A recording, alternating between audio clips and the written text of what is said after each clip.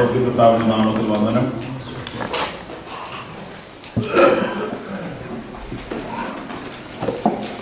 തുടർച്ചയായി ദൈവത്തിന്റെ വചനം ധ്യാനിക്കാൻ നിങ്ങൾ കാണിക്കുന്ന ഉത്സാഹത്തിന് പ്രത്യേകം അഭിനന്ദനങ്ങൾ. ദൈവം നിങ്ങളെ അനുഗ്രഹിക്കട്ടെ. വിവിധ മേഖലകളിൽ കർത്താവിന്റെ വേല ചെയ്യുന്ന ദൈവദാസന്മാരുടെ സാന്നിധ്യം ഇവിടെ ഉണ്ടല്ലോ. എല്ലാവരെയും ഞാൻ ബഹുമാനിക്കുന്നു, സ്നേഹിക്കുന്നു. ദൈവം നിങ്ങളെ എല്ലാവരെയും അനുഗ്രഹിക്കട്ടെ. നമുക്ക്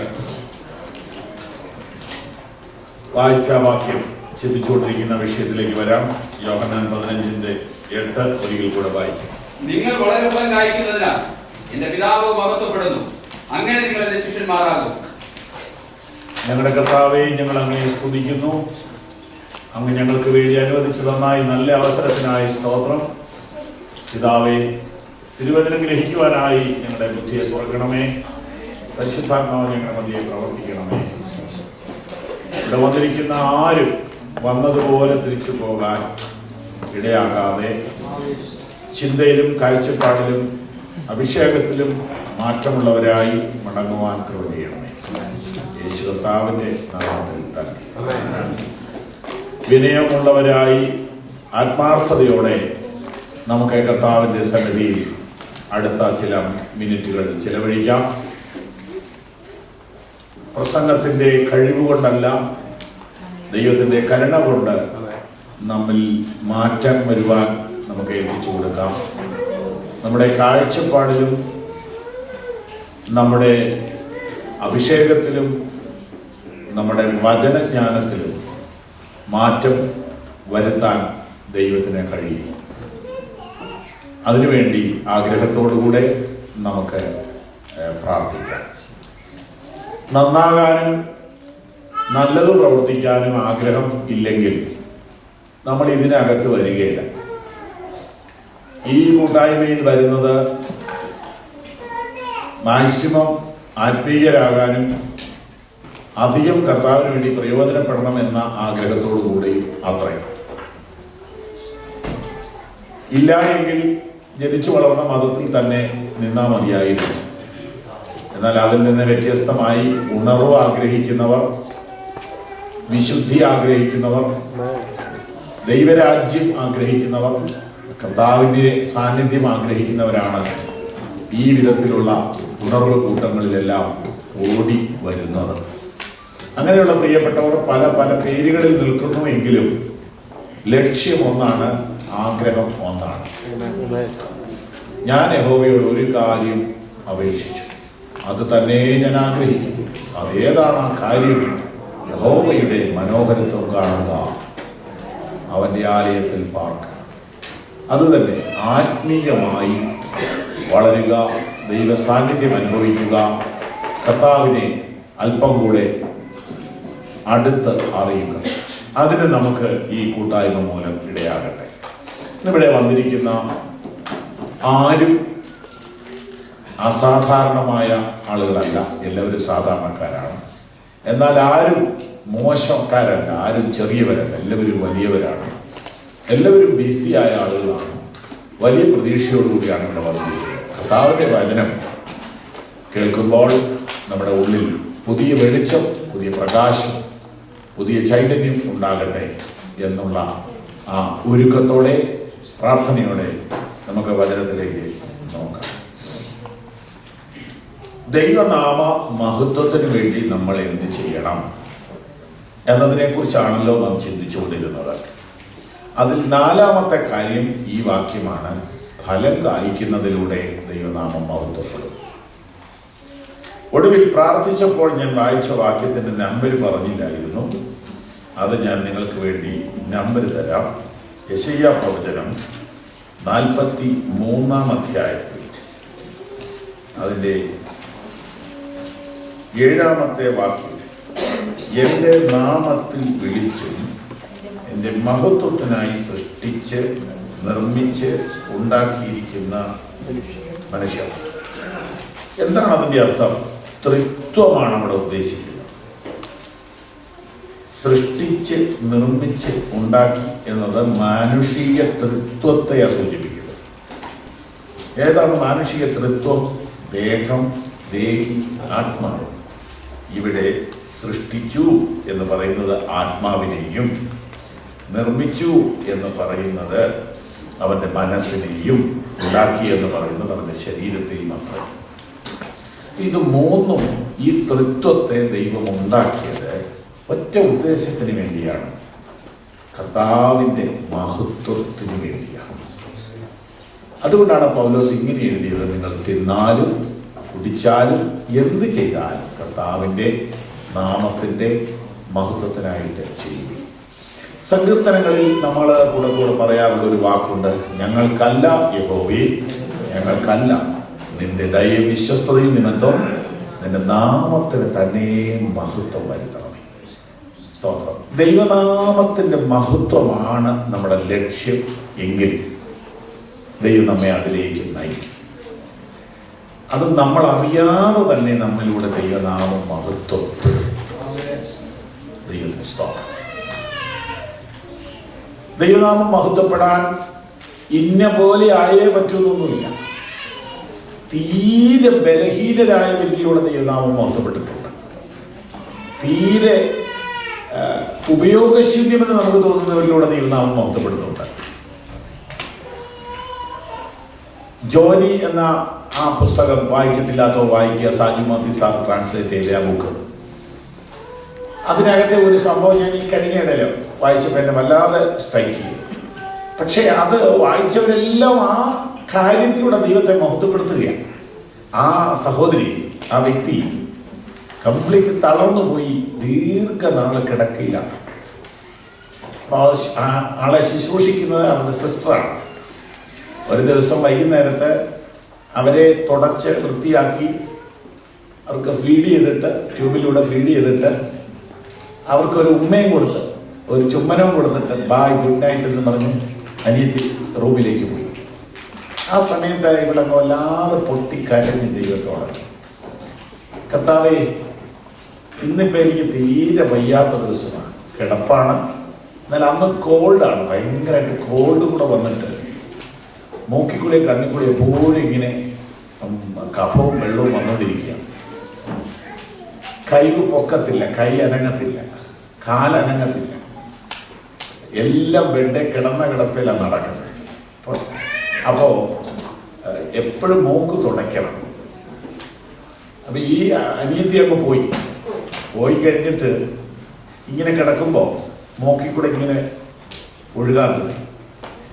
സഹിക്കാൻ മേലാതെ കണ്ണിക്കൂടെ ഒഴുകാൻ തുടങ്ങി. ഭയങ്കര സങ്കടം വന്ന്, കർത്താവേ, എൻ്റെ കൈ പൊക്കി എനിക്ക് തുടയ്ക്കാമായിരുന്നെങ്കിൽ ഞാൻ പരാതി പറയില്ല, എനിക്ക് തുടയ്ക്കാൻ പറ്റുന്നില്ലല്ലോ.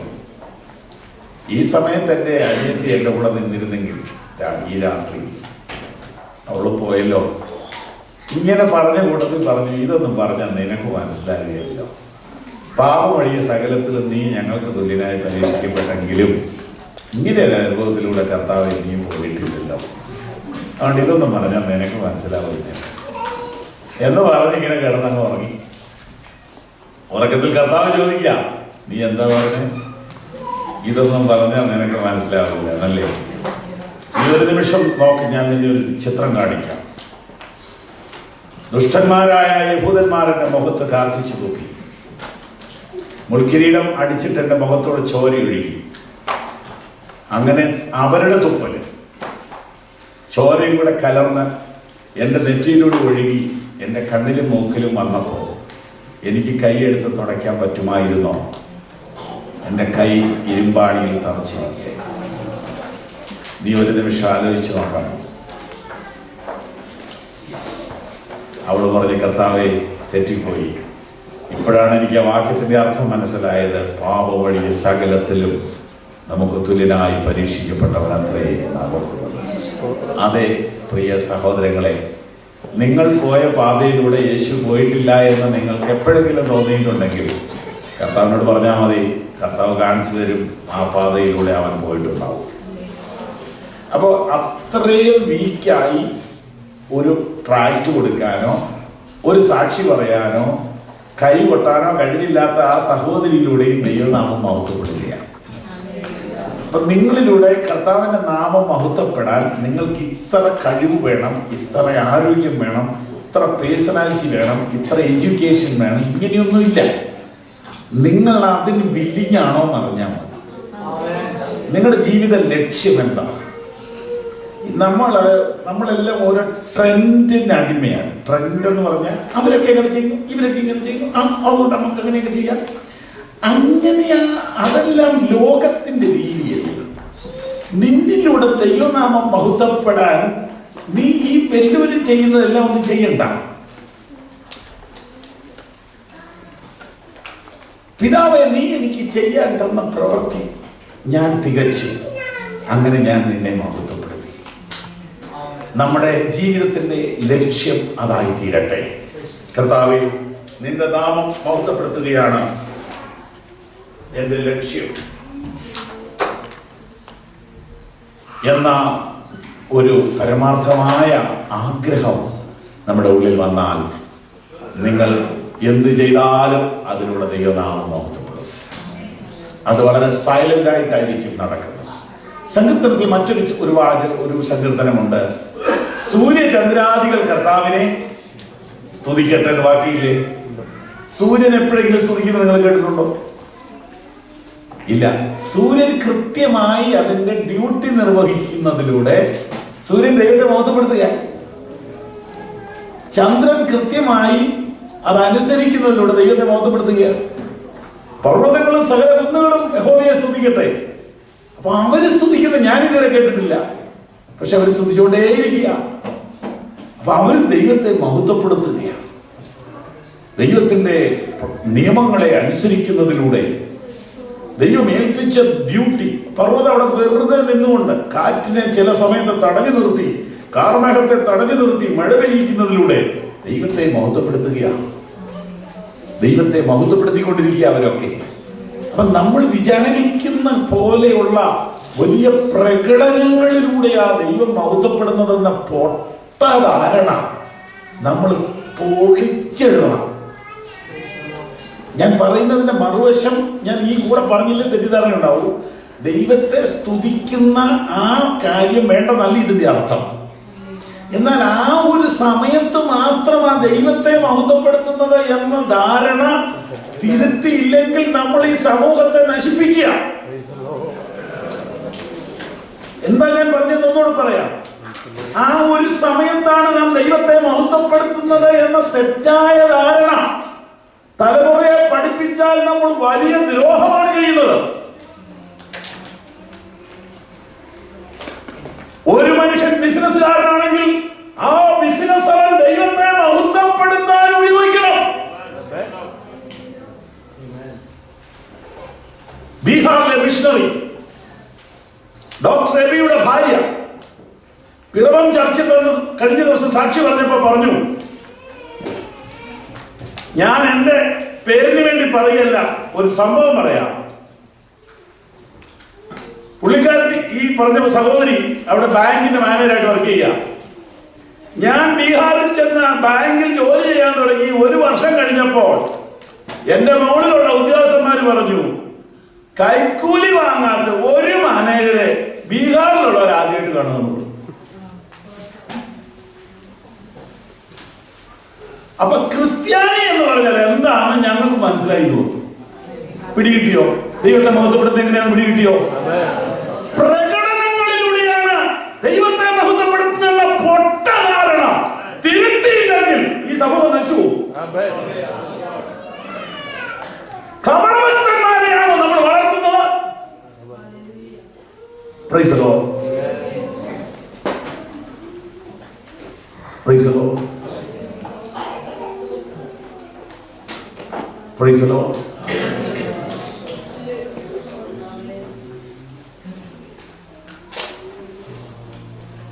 ദൈവത്തെ മഹത്വപ്പെടുത്തുന്നത് ഒരു പ്രത്യേക സമയത്ത് ഒരു പ്രത്യേക പ്രോഗ്രാമിലൂടെ അല്ല. ഒരു പ്രത്യേക സമയത്ത് അതിനുവേണ്ടി കലാപരമായി കഴിവ് സിദ്ധിച്ച ഒരു ഗ്രൂപ്പ് ആളെ കൂടെ കൂട്ടിയല്ല. നാട്ടിലൊക്കെയാണ് ഈ മഹത്വപ്പെടുത്താൻ സ്പെഷ്യലിസ്റ്റുകളുണ്ട്. ഞാൻ പറയുന്ന പിണങ്ങരുത്, സത്യം പറഞ്ഞില്ലെങ്കിൽ എനിക്ക് മനസ്സിന് വിഷമാണ്, അതുകൊണ്ട് പറയാം. പുള്ളി ആരാധിപ്പിക്കാൻ നല്ല മിടുക്കനാകട്ടോ. ഒരാളുടെ കാര്യം പറയാം, എനിക്ക് അന്നേരം ഇടിവെട്ടി പോലെ ആരാധിപ്പിക്കുക. ഇതെല്ലാം പരിപാടിയാണ്. ഇതെല്ലാം പരിപാടി. ഇവൻ എവിടെ നിന്ന് സ്പെഷ്യലൈസ് ചെയ്തേ? പുള്ളി ആരാധിപ്പിക്കാൻ എടുക്കണം. ആഹാ, നാമൻ രക്ഷിക്കപ്പെട്ടിട്ടില്ലെന്ന് അതിന്റെ അർത്ഥം. നിങ്ങളെക്കാൾ എനിക്ക് തണുപ്പ് ഭയങ്കര പ്രശ്നമാണ്. പ്രസംഗിച്ച് വരുമ്പോൾ ചൂടാവും, അന്നേരം വീഴുക. അപ്പോ അതൊരു ട്രെൻഡാണെന്നാണ് ഞാൻ പറഞ്ഞത്. അതൊരു ട്രെൻഡാണ്. അപ്പൊ പിള്ളേരൊക്കെ ധരിക്കണം ഇവൻ ജീവിതത്തിൽ ആരാധിച്ചിട്ടില്ല. ആരാ ഈ സ്പെഷ്യലിസ്റ്റ്? അവൻ ജീവിതത്തിൽ ആരാധിച്ചിട്ടില്ല. അവൻ ആരാധിപ്പിക്കുക. പണ്ടൊരുത്തർ സ്കൂട്ടർ പഠിപ്പിച്ച കഥ അറിയാവോ? ഇല്ല. അമ്മാവൻ മരുമാനെ സ്കൂട്ടർ പഠിപ്പിക്കുക. എടാ നിനക്ക് സ്കൂട്ടർ പഠിക്കാൻ അറിയാവോ? ഇല്ല. ഞാൻ പഠിപ്പിക്കാം. താക്കോലിട്ട് ഇട്ടു, വലത്തോട്ട് തിരിച്ചു, ക്ലച്ച് പതുക്കെ പിടിച്ചിട്ട് ന്യൂട്രലിലേക്ക് ഇട്ട് ഇട്ടു. ആ പിന്നെ സ്റ്റാർട്ടാക്കിയോ? ഒന്നാ ശരിയായില്ല. മുറുക്കി ചവിട്ടി സ്റ്റാർട്ടായി. ഇനി ക്ലച്ച് പതുക്കെ പിടിച്ച് ഫസ്റ്റിലോട്ട് ഇടണം. അവൻ ഇട്ട് തെറ്റിപ്പോയി, വണ്ടി ഒരു ചാട്ടം. അങ്ങനെ അവൻ ആകണ്ടേ പറഞ്ഞ് മനസ്സിലാക്കി ഇട്ട വണ്ടി ഓടിച്ചു കേട്ടോ, പതുക്കെ മൂവ് ചെയ്യുക. അമ്മാവൻ കയറി പുറകിൽ വരും, വിട്ടോ കുഴപ്പമില്ല. ഇങ്ങനെ പോയി. ആ സെക്കൻഡിലിട ഇട്ടു, പറഞ്ഞ പോലെ വേണം. ഇന്ന് പെട്ടെന്ന് പഠിച്ചു കേട്ടോ, നീ മിടുക്കനാണല്ലോ. തേർഡ് ഫോർത്ത് പോയി. ഒരു 5-8 കിലോമീറ്റർ ചെയ്ത് കഴിഞ്ഞപ്പോ എന്നാ നിർത്ത, ഇനി ഇച്ചിരി നേരം വിശ്രമിക്കാം. അവിടെ ഒരു പാലത്തിൽ ഇച്ചിരി നേരം ഇരുന്നു. തിരിച്ചു പോകാൻ നേരത്തെ ചെറുക്കൻ പറഞ്ഞു, എന്നാ ഇനി അങ്ങോട്ട് അമ്മാവൻ ഓടിക്കും. എനിക്ക് പഠിപ്പിക്കാനേ അറിയത്തില്ല, ഓടിക്കാൻ അറിയത്തില്ല. ഇങ്ങനെയുള്ള എത്ര വിദ്വാന്മാരാണെന്നറിയോ? ഇവരും ദൈവത്തെ ആരാധിക്കുന്നില്ല, ഇവർ കൊടറക്കെടുത്തിരിക്കുക. നീ ഹൃദയം തകർന്ന് ദൈവത്തെ സ്തുതിക്കുന്നത് ആരാധന, ജീവിക്കുന്നതാണ് ആരാധന, പ്രവർത്തിക്കുന്നതാണ് ആരാധന, സാക്ഷ്യമുള്ള ജീവിതമാണ് ആരാധന.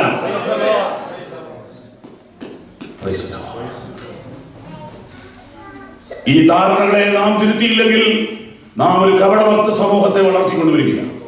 കപടഭക്ത സമൂഹം ഇവിടെ ഇഷ്ടം പോലെ ഉണ്ട്, ഇനിയും വേണം.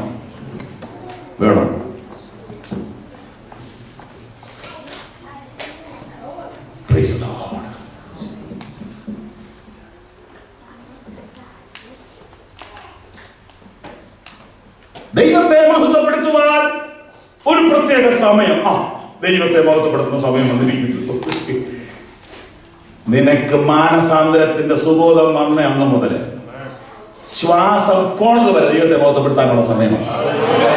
ദൈവത്തെ മഹത്വപ്പെടുത്താൻ അല്ലാത്ത സമയം എന്ന് പറയോ? ദൈവത്തെ മഹത്വപ്പെടുത്താൻ അല്ലാത്ത ഒരു സമയമേതാ? ഒരു മിനിറ്റ് പോലും നിന്റെ ജീവിതത്തിൽ ഉണ്ടാകരുത്. ശ്വാസം പോലും ദൈവനാമ മഹത്വത്തിനായിരിക്കട്ടെ. പ്രസംഗിച്ചാൽ മഹത്വം, പ്രസംഗിക്കാതിരുന്നാ മഹത്വം. സ്വതന്ത്രം. ആനയെ വളർത്തുന്നവർ പറയുന്നൊരു ചൊല്ലുണ്ട്, ഇരുന്നാലും പന്തിരായാലും മരിച്ചാലും പന്തിരും എന്ന് പറഞ്ഞാൽ അതിന്റെ കൊമ്പിന് വിലയുണ്ടെന്നായി പറയുന്നതിന്റെ സ്വതന്ത്രം. അതെ, ഭക്തന്മാരുടെ മരണം യഹോവയ്ക്ക് വിലയിരുത്, ജീവിച്ചാലും ദൈവത്തിന്റെ മഹത്വം. യോഹന്നാന്റെ സുവിശേഷം 21-ാം അധ്യായം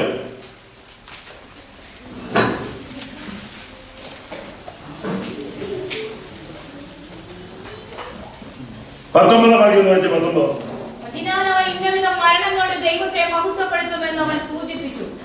കേട്ടോ വാക്യം? മനസ്സിലായോ?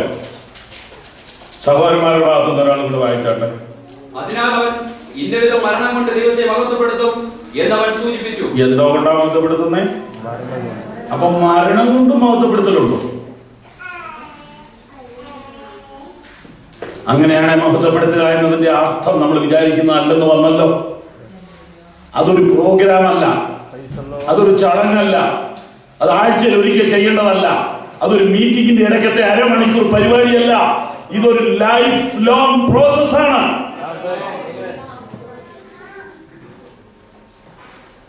എനിക്ക് ഈ വാക്യം ഭയങ്കരമായിട്ട് ഇഷ്ടപ്പെട്ട വാക്യമാണ്. പത്രോസ് രക്തസാക്ഷിയാകുന്ന കാര്യമാണ് എഴുതിയിരിക്കുന്നത്. അത് പറഞ്ഞേച്ച് പറയുകയാണ്, അവൻ മരണം കൊണ്ട് ദൈവത്തെ മഹത്വപ്പെടുത്തും. സ്തോത്രം, സ്തോത്രം, സ്തോത്രം.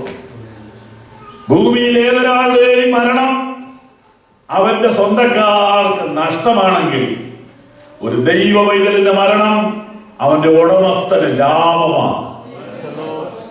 മനസ്സിലായോ? അവന് വേണ്ടി ജീവൻ കൊടുത്ത് അവനെ രക്ഷിച്ച കർത്താവ് പറയും, അയ്യോ എന്റെ ദാസൻ മരിച്ചു പോയല്ലോ. അങ്ങനെയല്ല പറയുന്നത്, അവനിങ് എത്തിയല്ലോ എന്നാ കർത്താവ് പറയുന്നു. മരണം കൊണ്ട് പോലും നമ്മൾ ദൈവത്തെ മഹത്വപ്പെടുത്തുകയാണെങ്കിൽ നമ്മൾ ഇതിന്റെ അർത്ഥം മനസ്സിലാക്കേണ്ടതല്ലേ? അങ്ങനെയാണെങ്കിൽ ഇന്ന് രാത്രിയിൽ ഒന്നുകൂടെ നമ്മെ ദൈവത്തിന് വേണ്ടി സമർപ്പിച്ചാട്ടെ. എന്റെ കർത്താവേ, ഇന്നത് ചെയ്താലേ ഞാൻ ദൈവത്തെ മഹത്വപ്പെടുത്തൂ എന്ന ചിന്ത പിശാചിന്റേതാണ്. സ്വത്രം. ഇംഗ്ലണ്ടിൽ നിന്ന് പ്രസംഗിക്കുന്ന ഞാനും സിംഗപ്പൂരിൽ നിന്ന് പ്രസംഗിക്കുന്ന മറ്റൊരു ദൈവദാസനും ഒറീസായിൽ ഗ്രാമങ്ങളിൽ നിന്നുകൊണ്ട് പരസ്യവും നടന്ന ദൈവദാസനും ദൈവത്തെ മഹത്വപ്പെടുത്തുകയാണ്. ദൈവത്തെ മഹത്വപ്പെടുത്തുകയാണ്. Praise the Lord. ദൈവത്തെ മഹത്വപ്പെടുത്തുക എന്നത് ഒരു മനുഷ്യന്റെ ജീവിതത്തിന്റെ തുടക്കം മുതൽ ഒടുക്കം വരെയും അല്ല, നിത്യത വരെയും തുടരുന്നതാണ്. നമുക്കറിയാവുന്ന മറ്റൊരു വാക്യമുണ്ട്, മരിച്ചവരും മൗനത്തിലിറങ്ങിയവരും ആരും യഹോവയെ സ്തുതിക്കുന്നില്ല. അതാരാണ് ആ രണ്ട് കൂട്ടരെ? മരിച്ചവർ എന്നത് ആത്മീയമായി മരിച്ചവർ, മൗനതയിൽ ഇറങ്ങിയവർ എന്ന് പറയുന്നത് ശാരീരികമായി മരിച്ചടക്കപ്പെട്ടവർ. ഇവര് രണ്ടു കൂട്ടരും ദൈവത്തെ സ്തുതിക്കുന്നില്ല. നാമോ ഇന്നു മുതൽ എന്നേക്കും, അതെന്താ അതിന്റെ അർത്ഥം? ഇന്ന് ജീവിച്ചിരിക്കുന്ന സമയം എന്നേക്കും മരിച്ചു കഴിഞ്ഞ് നാം ഇന്നു മുതൽ എന്നേക്കും ആ കർത്താവിനെ മഹത്വപ്പെടുത്തും. Hallelujah, hallelujah. ഇന്ന് മാത്രമല്ല, നിത്യത മുഴുവനും നാം ദൈവത്തെ മഹത്വപ്പെടുത്തും. എന്നാൽ വീണ്ടും ജനിക്കാത്തവൻ ആണ് മരിച്ചവർ, മൗനതയിൽ ഇറങ്ങിയവർ, ശാരീരികമായി മരിച്ചവർ. ഇവരൊരിക്കലും ദൈവത്തെ മഹത്വപ്പെടുത്തുന്നില്ല, സ്തുതിക്കുന്നില്ലെന്ന് പറഞ്ഞാൽ ആ സ്തുതി മാത്രമല്ല ഉദ്ദേശിക്കുന്നത്, അവരുടെ ജീവിതം ദൈവനാമ മഹത്വത്തിനല്ല. എന്നാൽ നമ്മുടെ ജീവിതം ദൈവത്തിന്റെ നാമത്തിന് മഹത്വത്തിനായി തീരട്ടെ. ഹല്ലേലൂയ. അങ്ങനെ പത്രോസ് തന്റെ ജീവിതം ദൈവനാമ മഹത്വത്തിനായിട്ട് സമർപ്പിച്ചു. അതേ, ഈ വചനം കേട്ടുകൊണ്ടിരിക്കുമ്പോൾ നമുക്ക് ആഴത്തിൽ സമർപ്പിക്കാം.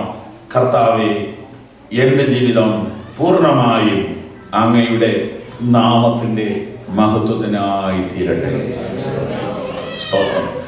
നമ്മെ കുറിച്ച് പറഞ്ഞിരിക്കുന്ന വാക്കുകൾ പഠിച്ചാലും നമുക്ക് ഇതിന്റെ അർത്ഥം വ്യക്തമാകും. നിങ്ങൾ ഉപ്പാണ് എന്ന് പറഞ്ഞാൽ ഉപ്പ് തിങ്കളാഴ്ച ഉപ്പും ചൊവ്വാഴ്ച മധുരവും വ്യാഴാഴ്ച പുളിയുമല്ല. ഉപ്പ് എന്നും ഉപ്പ് തന്നെയാണ്. ഉപ്പ് ആരെങ്കിലും വന്ന് ഉത്സാഹിപ്പിക്കുമ്പോൾ ഉപ്പ് കൂടുകയും അല്ലാത്തപ്പോൾ ഉപ്പ് കുറയുകയുമില്ല. അത് ഉപ്പ് തന്നെയാണ്. സ്തോത്രം. മറ്റൊന്ന്, ഉപ്പിനെ കുറിച്ച് ഏതെങ്കിലും ഭക്ഷണം, ഇപ്പൊ വട കഴിച്ചല്ലോ മുമ്പ് ഇന്റർവെല്ലിന്, ഉപ്പിന്റെ കാര്യം ആരും വേണ്ടിയില്ലല്ലോ. ഏതെങ്കിലും ഒരു ഫുഡ് കഴിച്ചിട്ട് ഉപ്പിന്റെ കാര്യം സംസാരിച്ചെങ്കിൽ എന്താ അതിന്റെ അർത്ഥം? ഉപ്പ് കൂടുതലാന്നാ. മനസ്സിലായല്ലോ? അപ്പൊ സ്വന്തം പേര് കൂടെ കൂടെ പറയുന്നുണ്ട്, അതിന്റെ അർത്ഥം ഉപ്പ് കൂടുതലായിട്ടുള്ളതാ. അത് പറയണമെന്ന് ആഗ്രഹിക്കുന്നുണ്ടെങ്കിലും മതി. അത് വെളിപ്പെടുത്താനുള്ള ശ്രമങ്ങൾ ഓവറാകും, അതിന്റെ അർത്ഥം ഉപ്പ് കൂടുതൽ. അങ്ങനെ പലയിടത്തും ഇപ്പൊ ഉപ്പ് ഓവറായിട്ട് വായുവൊക്കെ വരാൻ കിടക്കുക.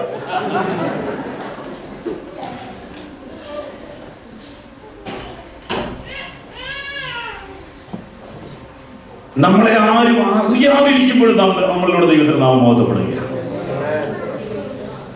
എത്ര ശ്രേഷ്ഠമായ അനുഭവമാണത്! എത്ര ശ്രേഷ്ഠമായ അനുഭവമാണ്! മനോഹരമായ ഭക്ഷണം കഴിച്ച എല്ലാവരും തൃപ്തിയോടെ പോയി. ഉപ്പിന്റെ കാര്യം മിണ്ടിയിട്ടില്ല. ഉപ്പ് അതിന്റെ റോള് കൃത്യമായി അവിടെ അഭിനയിച്ച് പൂർത്തീകരിച്ചത് കൊണ്ടാണ് ഉപ്പിന്റെ കാര്യം മിണ്ടാറുള്ളത്. എന്നാൽ ഉപ്പില്ലെങ്കിലോ അന്നേരവും ചർച്ച ചെയ്യും, ഇല്ലേ? നീ ചർച്ചയിലില്ലാതെ വരട്ടെ, അപ്പോൾ ആളുകൾ പറയും ആ സഹോദരി ഇല്ലാത്തതിന്റെ ബുദ്ധിമുട്ട് നമ്മൾ അറിയുന്നുണ്ട്, ആ സഹോദരൻ ഇല്ലാത്തതിന്റെ ബുദ്ധിമുട്ട് നമ്മൾ അറിയുന്നുണ്ട് എന്ന് പറയും. അതെ, നാം ദൈവത്തെ മഹത്വപ്പെടുത്തുന്നത് രാവിലെയല്ല, ഉച്ചയ്ക്കല്ല, വൈകിട്ടല്ല, പ്രത്യേക പ്രോഗ്രാമിലല്ല. അതിന് നമുക്ക് ഇൻസ്ട്രുമെന്റ്സിന്റെ അകമ്പടി ആവശ്യമില്ല. പാട്ടുപാടാൻ ഒരു ഹെൽപ്പ് എന്നുള്ളതേ ഉള്ളൂ. ഇൻസ്ട്രുമെന്റ്സിനെ കുറിച്ച് പറഞ്ഞാല് നമ്മൾ ആരും പാട്ട് സിസ്റ്റമാറ്റിക് ആയിട്ട് പഠിച്ചിട്ടുള്ളവരല്ല. എന്റെ ഒരു സർവേ പറയാം, ലോകത്തിൽ ഏറ്റവും കൂടുതൽ പാട്ട് പാടുന്നത് പെന്തക്കോസ്തുകാരാണ്. ഈ ഗ്രൂപ്പാണ് പെന്തക്കോസ്ത്. ഞാൻ പറഞ്ഞത് ദൈവത്തെ സ്തുതിക്കാൻ കൂടുന്ന കൂട്ടര്. ഒട്ടും പാട്ട് അറിയാൻ മേലാത്തത് ഇവർക്ക് തന്നെ. 1-2 പേർക്ക് അറിയാം, അവരെന്നോട് ക്ഷമിക്കണം. സ്വന്തം അത് കൈകൊട്ടുന്നതിനെ ശ്രദ്ധിച്ചാൽ അറിയാം. പടപടപടാന്നിങ്ങനെ പല വഴിക്ക് കയറി പോകും. അപ്പൊ അതെല്ലാം കൂടെ ഒന്ന് ശരിയാക്കാനായിട്ടാണ് ഇവര് നമ്മളെ സഹായിക്കുന്നത്. ഇതിന്റെ ഒരു താളം വരുമ്പോൾ നമുക്ക് അത് വെച്ച് പിടിച്ചു പോകാം. എന്നിട്ടും തെറ്റുന്നുണ്ട്. അപ്പൊ അത്ര ഒരു ഉപയോഗം ഇതുള്ളൂ. അല്ലാതെ ഇതിനകത്തൂടെ ഉണർവ് വരിക എന്ന് പറഞ്ഞാൽ വലിയ പ്രയാസമാണ് കേട്ടോ. ഇതിനകത്തൂടെ ഒരു ഉണർവ് വരുത്തരുതേ ഭഗവാവോ അതൊക്കെ. അങ്ങനെയൊക്കെയുള്ള ചതി നടക്കുന്നുള്ളതുകൊണ്ട് പറഞ്ഞു തരുന്ന ഇതൊക്കെ.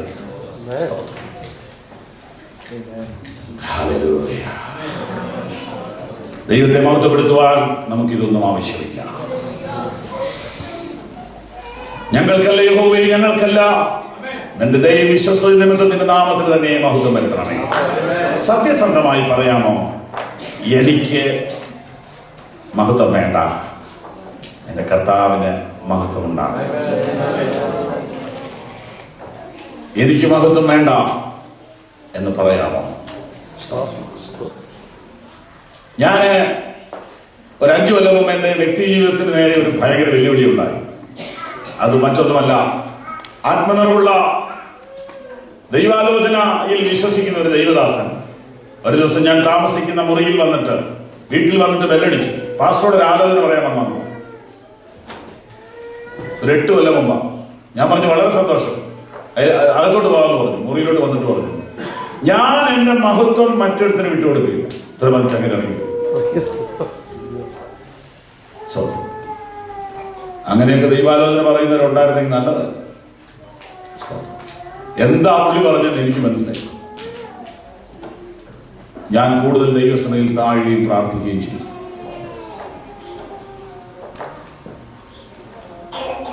ദൈവത്തിന്റെ നാമത്തിന്റെ മഹത്വം നമ്മൾ മോഷ്ടിച്ചെടുക്കുന്നത് എങ്ങനെയാണ്? അറിയാതെ സംഭവിച്ചു പോണതാണ്. മഹത്വം ദൈവത്തിനെന്ന് പറയുകയും മഹത്വം എനിക്കാകുകയും ചെയ്യുന്ന അനുഭവം ഇടയ്ക്കിടയ്ക്ക് അറിയാതെ സംഭവിക്കും. വ്യക്തികൾ ഒരുപാട് പ്രൊജക്ട് ചെയ്യപ്പെടുമ്പോൾ മഹത്വം നമ്മൾ മോഷ്ടിക്കുകയാണ്. കർത്താവ് പറഞ്ഞു, ഞാൻ എന്റെ മഹത്വം മറ്റൊരുത്തിന് വിട്ടുകൊടുക്കും. അതെ, നമ്മുടെ ജീവിതം ദൈവത്തിന്റെ മഹത്വത്തിനായി തീരട്ടെ. അവന്റെ മഹത്വം നാം എടുക്കുന്ന അവസ്ഥ വരാതിരിക്കട്ടെ. നമുക്ക് സത്യസന്ധമായ രാത്രി മാനസാന്തരത്തിനായിട്ട് അനുതാപത്തോടെ കർത്താവിനോട് പറയാം. അറിഞ്ഞോ അറിയാതെയോ കർത്താവേ, നിന്റെ നാമത്തിന്റെ മഹത്വം ഞാൻ എടുത്തിട്ടുണ്ടെങ്കിൽ അത് ക്ഷമിക്കുകയും അതിൽ നിന്ന് ഒഴിഞ്ഞു നിൽപ്പാൻ എന്നെ പഠിപ്പിക്കുകയും ചെയ്യണമെന്ന് സിൻസിയറായിട്ട് ദൈവത്തോട് പറയുക. ആരെങ്കിലും കാണിക്കുന്ന ഒന്നും നമ്മൾ പകർത്തണം. പണ്ടൊരിക്കൽ യുദ്ധകാലത്ത് ഒരു അറിയിപ്പുണ്ടായി, യാതൊരു പരസ്യങ്ങളും ഈ സമയത്ത് റേഡിയോയിൽ പാടില്ല. ഉള്ള പരസ്യം മുഴുവനും യുദ്ധ ഫണ്ടിലേക്ക് സംഭാവന ചെയ്യുക എന്ന് മാത്രമേ ആകാവുള്ളൂ. ആ സമയത്തെ ഒരു പരസ്യം കേൾക്കണം, യുദ്ധ മർഫി റേഡിയോ മേടിച്ചില്ലെങ്കിലും യുദ്ധ ഫണ്ടിലേക്ക് സംഭാവന ചെയ്യുക. എങ്ങനെയുണ്ട്? ബുദ്ധിമാന്മാരവര്. എല്ലാരും കേട്ടില്ല? ആ, മറ്റൊരു പരസ്യവും പാടില്ല, യുദ്ധ ഫണ്ടിലേക്ക് സംഭാവന ചെയ്യണമെന്നേ പറയാവുള്ളൂ. യുദ്ധകാലത്തൊരു നിയമം അന്ന് മർഫി കമ്പനിക്കാരൻ ചെയ്തതാണ്. ഒരു പ്രത്യേക അറിയിപ്പ്, ഇനി മുതൽ ആരും മർഫി റേഡിയോ മേടിച്ചില്ലെങ്കിലും യുദ്ധ ഫണ്ടിലേക്ക് സംഭാവന ചെയ്യണം. കണ്ടോ, ഇതുപോലെയാ ദൈവനാമ മഹത്വത്തിന്റെ മോട്ടിക്കുന്നത്. കർത്താവിന്റെ നാമമഹത്വത്തിന് ആണെന്ന് പറഞ്ഞുകൊണ്ടാ ചെയ്യുന്നത്. പക്ഷേ മഹത്വം ആർക്കാ? എനിക്ക്. സത്യസന്ധമായി ദൈവത്തോട് പറയുക, ഞങ്ങൾക്കല്ല യഹോവേ, ഞങ്ങൾക്കല്ല, എന്ന നാമത്തിൽ തന്നെ മഹത്വം വരുത്തണം. പത്രോസ് എന്ന മനുഷ്യൻ വ്യക്തിപരമായി ഈ വക പ്രശ്നങ്ങൾ ഉള്ള ഒരാളാണ്. അതുകൊണ്ടാണ് കർത്താവ് അവനോട് പറഞ്ഞത്, ഈ കാലം അങ്ങോട്ട് കഴിഞ്ഞിട്ട് നീ ശരിക്കും എന്നെ മഹത്വപ്പെടുത്തും. അതെങ്ങനെയാണെന്ന് ചോദിച്ചാൽ, നിനക്കൊരു മഹത്വവും വേണ്ട എന്ന് നീ പറയും. ഒടുവിൽ നീ എനിക്ക് വേണ്ടി മരിക്കും. അന്ന് യഥാർത്ഥത്തിൽ നിന്റെ ജീവിതം കൊണ്ട് നീ ദൈവത്തെ മഹത്വപ്പെടുത്തും. അങ്ങനെ അവൻ മരണം കൊണ്ട് ദൈവത്തെ മഹത്വപ്പെടുത്തും എന്നുള്ള തിരുവെഴുത്ത് യോഹന്നാൻ 21 നാം കണ്ടു. ഫലം കായ്ക്കുന്നതിലൂടെ ദൈവത്തെ മഹത്വപ്പെടുത്തുന്നത് എങ്ങനെ എന്ന് നമുക്ക് പഠിക്കാം. അത് സിമ്പിളായ വചനമാണ്. ലളിതമായി നമുക്കത് ധ്യാനിക്കാം. യോഹന്നാന്റെ സുവിശേഷം 15 നാം നിൽക്കുന്നത്. യോഹന്നാൻ 15. Glory to God.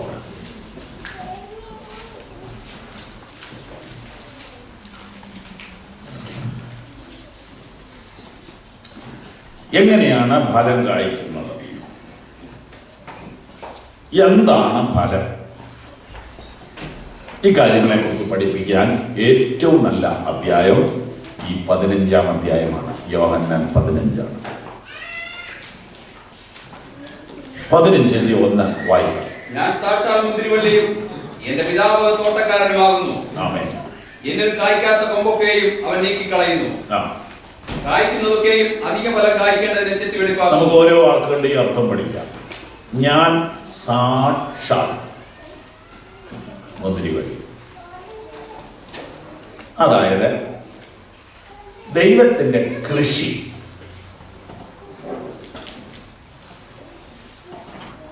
ഇതിനു മുമ്പ് പല വിധത്തിൽ ചെയ്തു.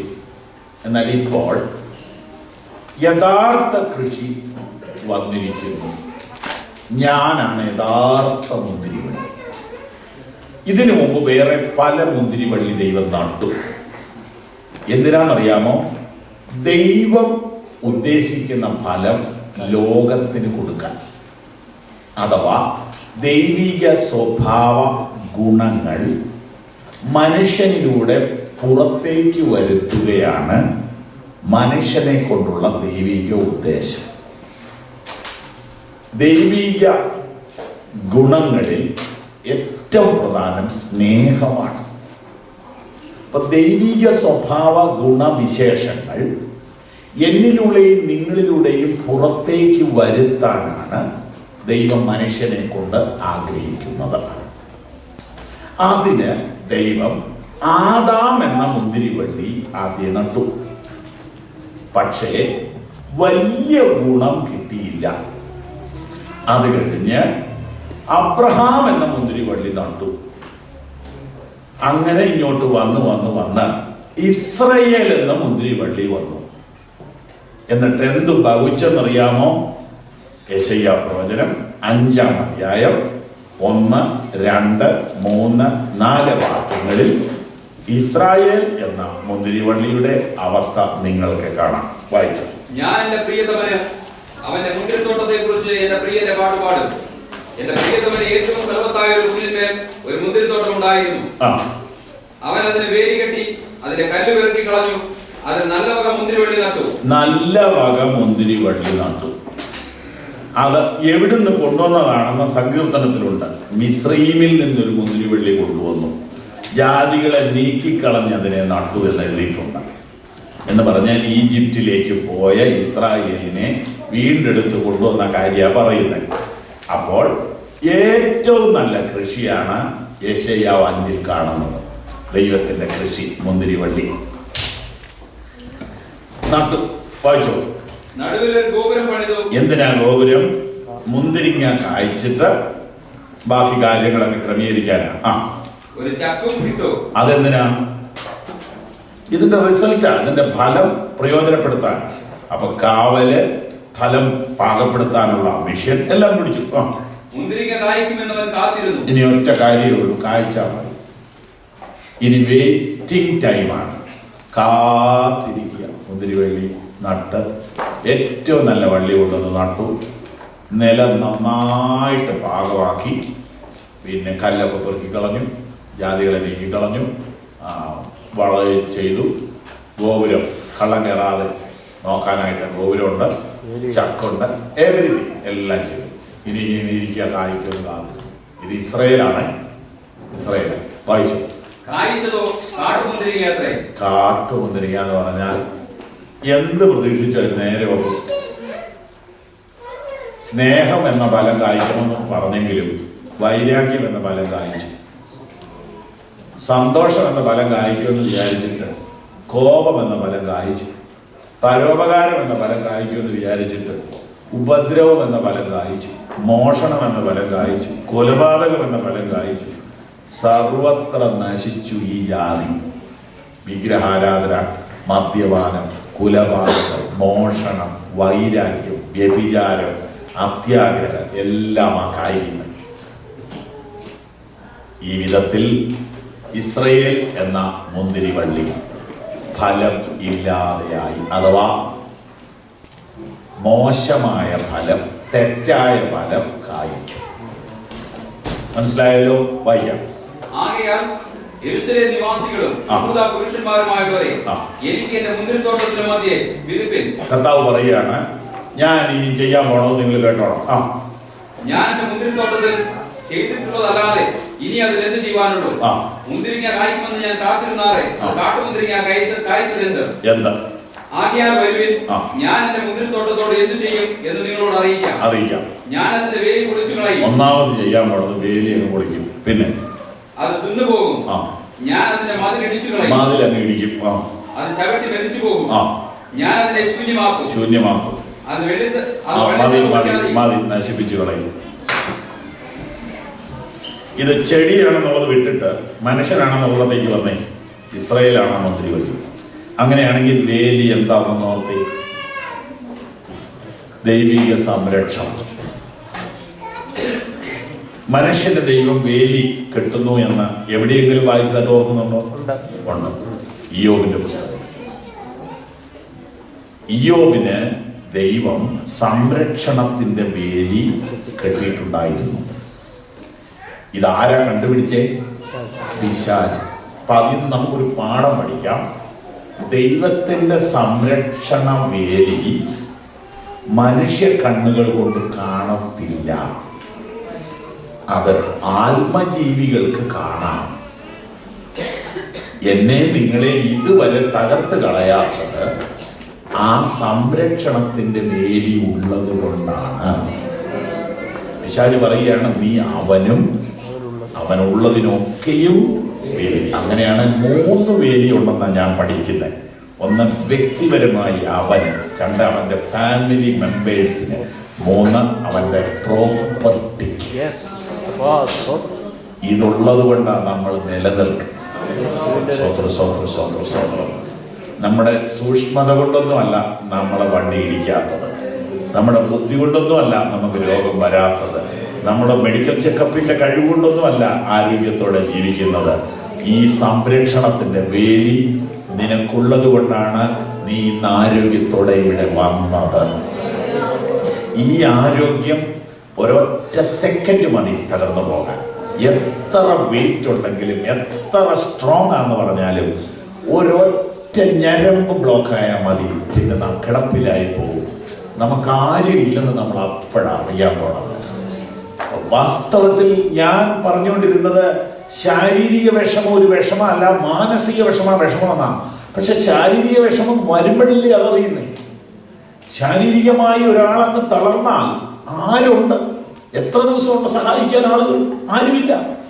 നമ്മൾ എഴുന്നേറ്റ് നിൽക്കുന്നത് ദൈവത്തിന്റെ സംരക്ഷണമുള്ളത്. സ്തോത്രം.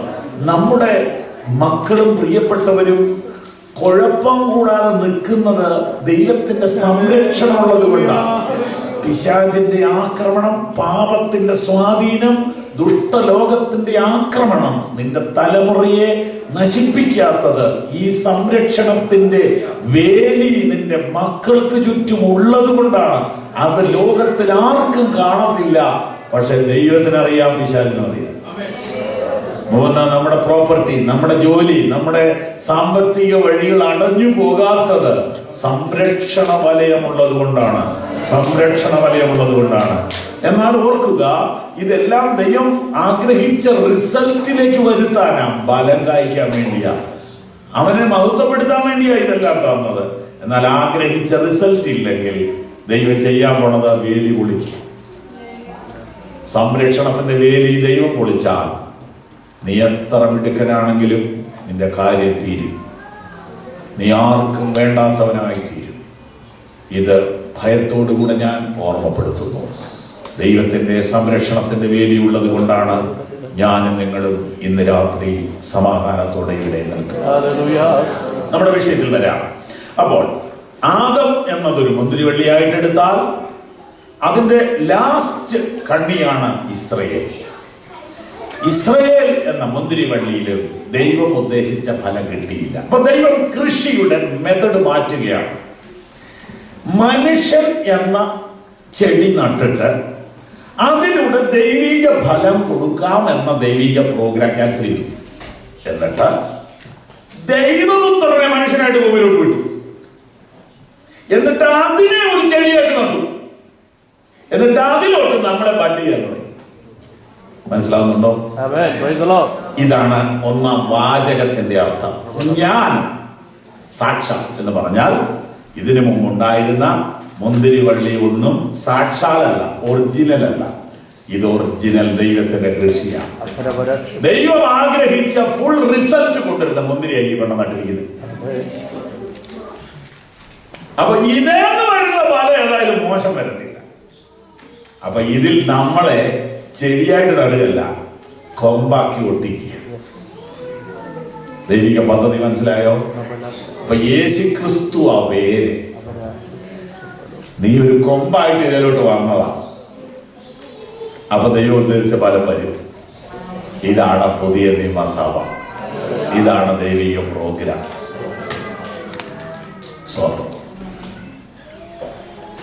ഞാൻ സാക്ഷാൽ മുന്തിരിവള്ളി, യേശുക്രിസ്തുവാകുന്ന ചെടി ഭൂമിയിലേക്ക് നട്ടു. അതിനെക്കുറിച്ചൊക്കെ വചനം പറയുന്ന അവൻ ഇളയ തൈ പോലെ വരണ്ട നിലത്ത് നിന്ന് വേര് മുളയ്ക്കുന്നത് പോലെ അനുഭവമാണ്. അത് തന്നെ ക്രിസ്തുവാകുന്ന ചെടിയാണ്. ക്രിസ്തുവാകുന്ന ചെടി യെശയ്യാ 53:1 ഞാനിപ്പോ പറഞ്ഞത്. അവൻ ഇളയ തൈ പോലെയും വരണ്ട നിലത്ത് നിന്ന് വേർ മുളയ്ക്കുന്നത് പോലെയും അനുഭവമാണ്. യേശു ക്രിസ്തുവാകുന്ന ചെടി. അതിലേക്ക് നമ്മളെ ഒട്ടിച്ചു. റോമാലേഖനം പറയുന്നു നമ്മെ ഒട്ടിച്ചതാണ്. ഇനി വാക്യം വായിക്കാം. 15:1.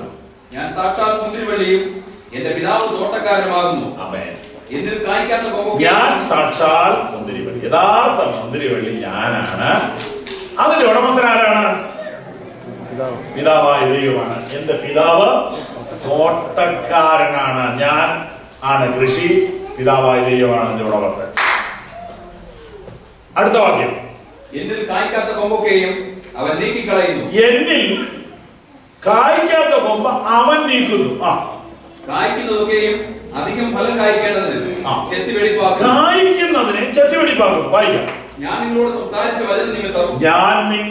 സംസാരിച്ച വചനം നിമിത്തം നിങ്ങളിപ്പോൾ ശുദ്ധിയുള്ളവരാകുന്നു. എന്നിൽ വസിപ്പീൻ, ഞാൻ നിങ്ങളിലും വസിക്കും. കൊമ്പിന് മുന്തിരിവള്ളിയിൽ വസിച്ചിട്ടല്ലാതെ സ്വയമായി കായ്പാൻ കഴിയാത്തതുപോലെ എന്നിൽ വസിച്ചിട്ടല്ലാതെ നിങ്ങൾക്ക് കഴിയുകയില്ല.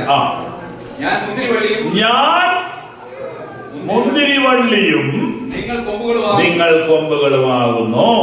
നമ്മുടെ പൊസിഷൻ കൊമ്പ് എന്നതാണ്. ഒരൊറ്റ ചെടിയേ ഉള്ളൂ, അത് ക്രിസ്തുവാണ്.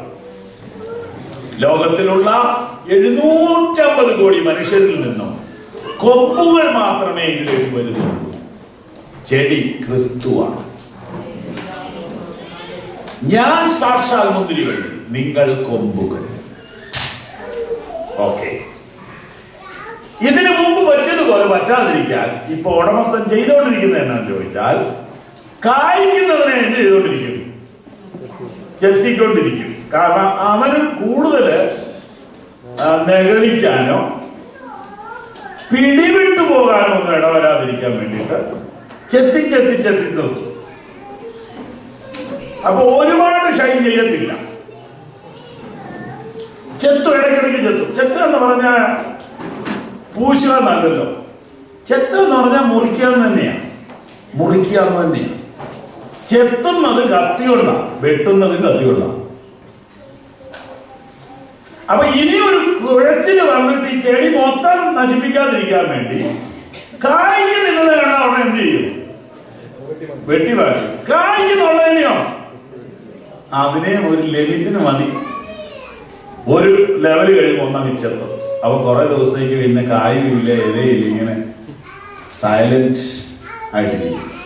പിന്നെ പുതിയ ഇലയൊക്കെ വന്ന് പതുക്കെ പതുക്കെ പതുക്കെ വീണ്ടും കഴിക്കും. ഘട്ടം ഘട്ടമായിട്ടാണ് ദൈവത്തിന്റെ വിശുദ്ധന്മാരുടെ വളർച്ച.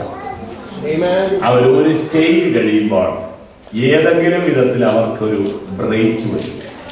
ഒന്നെങ്കിൽ രോഗം, അല്ലെങ്കിൽ മറ്റെന്തെങ്കിലും കാര്യം, എന്തെങ്കിലും വന്നിട്ട് കുറെ ദിവസം സ്വസ്ഥായിരിക്കാൻ ദൈവം തമ്പുരാൻ ഒരു ഭാഗ്യം കൊടുത്തു. അങ്ങനെയുള്ള ഭാഗ്യം കിട്ടിയൊരു ഭാഗ്യമുള്ളവര്. ഇല്ലെങ്കിൽ പിന്നെ ഞാൻ അതിൽ പോയപ്പോൾ അവനെ കണ്ടില്ല എന്ന് വായിക്കുന്നില്ലേ, ആ അവസ്ഥയിലേക്ക് എത്തിച്ചു. കായ്ക്കുന്നത് അധികം ഫലം കായ്ക്കേണ്ടതിനെ ചെറുത്തു. ഏതെങ്കിലും ചില പ്രശ്നങ്ങളോ വരുന്നിട്ട് ഇവൻ കുറെ നാൾ സ്വസ്ഥമായിരിക്കും. കഴിയുമ്പോൾ പുതിയ ഇതളുകൾ വരും. ബോറടിക്കാത്ത പുതിയ ഇലകൾ, പുതിയ ഇതളുകൾ, പുതിയ കായ്കൾ വീണ്ടും അവന്റെ ജീവിതത്തിലുണ്ടാകും. കായ്ക്കുന്നതെല്ലാം ചെത്തി പിടിക്കണം. ചെത്തുക എന്ന് പറഞ്ഞാൽ വേദനയുണ്ടാവും. അതൊരു വൃക്ഷമാണെങ്കിൽ അതിന് ബ്ലഡ് ഉണ്ട്, അതിന്റെ വളർച്ച നിൽക്കും. കഷ്ടകാലമാണ് ചെത്തുന്ന സമയം. എല്ലാ ഭക്തന്മാർക്കുണ്ട്, എല്ലാ ഭക്തന്മാർക്കും. ബലം കായ്ച്ചു കൊണ്ടിരിക്കുന്നവരെല്ലാം ചെത്തുന്ന അനുഭവത്തിലൂടെ കടന്നു. എന്നാൽ ചെത്തുന്ന അനുഭവം വിഷമമാണെങ്കിൽ വെട്ടുന്ന അനുഭവം പ്രതീക്ഷിക്കാം. വെട്ടിക്കളഞ്ഞാൽ പിന്നെ ചാൻസ് ഇല്ല. ഇതാണല്ലോ കർത്താവ് ഈ അധ്യായത്തിൽ പറയുന്നത്. അതെ, അങ്ങനെയാണെങ്കിൽ ഫലം കായ്ക്കാൻ എന്താ മാർഗം? ഫലം കായ്ക്കാനുള്ള മാർഗം ഈ അധ്യായത്തിലുണ്ട്. നിങ്ങൾക്ക് ഇപ്പൊ വായിക്കാനോ നോക്കാനോ സമയം കിട്ടത്തില്ല. നിങ്ങൾ ഇന്ന് വീട്ടിൽ ചെന്നിട്ട് 8:30 ഈ യോഗം തീരും. ദൂരെ നിന്ന് വന്നവർക്കൊക്കെ ഒരു 10 ആവുമ്പോൾ വീട്ടിൽ ചെല്ലാം. അടുത്തുള്ളവർക്കൊക്കെ ഒരു 9:30 ചെല്ലാമല്ലോ. സമയം കിട്ടുകയാണെങ്കിൽ ഇന്ന് തന്നെ ഈ അധ്യായം ഒന്ന് വായിക്കണം. ഇന്ന് കിട്ടിയില്ലേ പിന്നെ ഒട്ട് കിട്ടത്തില്ല. ഇതെല്ലാം അനുഭവത്തിൽ നിന്നാണ് പറയുന്നത്. ഒരു ചെറിയ സങ്കീർത്തനം വായിച്ച് കിടക്കാനുള്ള സമയമേ ഇവിടെ ഉള്ളൂ. 117 സങ്കീർത്തനമൊക്കെ ഉള്ളത് എന്ത് ആശ്വാസമാണ്. അതുകൊണ്ട് ഇന്ന് ഇതൊന്ന് വായിക്കണം. വായിച്ചിട്ട് ഏറ്റവും കൂടുതൽ ഉപയോഗിച്ചിരിക്കുന്ന വാക്ക് ഏതാണെന്ന് എഴുതി നോക്കണം. 15-ാം അധ്യായത്തിൽ ഒരു 10-ാം വാക്യം വരെ നോക്കിയാൽ നമ്മൾ ഉദ്ദേശിച്ച സംഭവം കിട്ടും. ഏറ്റവും കൂടുതൽ ഉപയോഗിച്ചിരിക്കുന്ന വാക്ക് അത് വസിപ്പീൻ എന്ന വാക്കായിരിക്കും. അതല്ലെങ്കിൽ എന്നോടൊന്ന് വിളിച്ച് പറയണം. അപ്പൊ ആ ഒറ്റ വാക്കയിലാണ് ബലത്തിന്റെ രഹസ്യം. ഫലം കായ്ക്കാൻ എന്ത് ചെയ്യണം എന്ന് ചോദിച്ചാൽ ഇത്രയേ ഉള്ളൂ. വാക്യം 4 വായിച്ചാട്ടെ. എന്നിൽ വസിപ്പി, ഞാൻ നിങ്ങളിലും വസിക്കും. കൊമ്പിൽ മുന്തിരിവള്ളിയിൽ വസിച്ചിട്ടല്ലാതെ കഴിയാത്തതുപോലെ എന്നിൽ വസിച്ചിട്ടല്ലാതെ നിങ്ങൾക്ക് കഴിയില്ല. ഒറ്റ വാക്യത്തിൽ 4 പ്രാവശ്യം.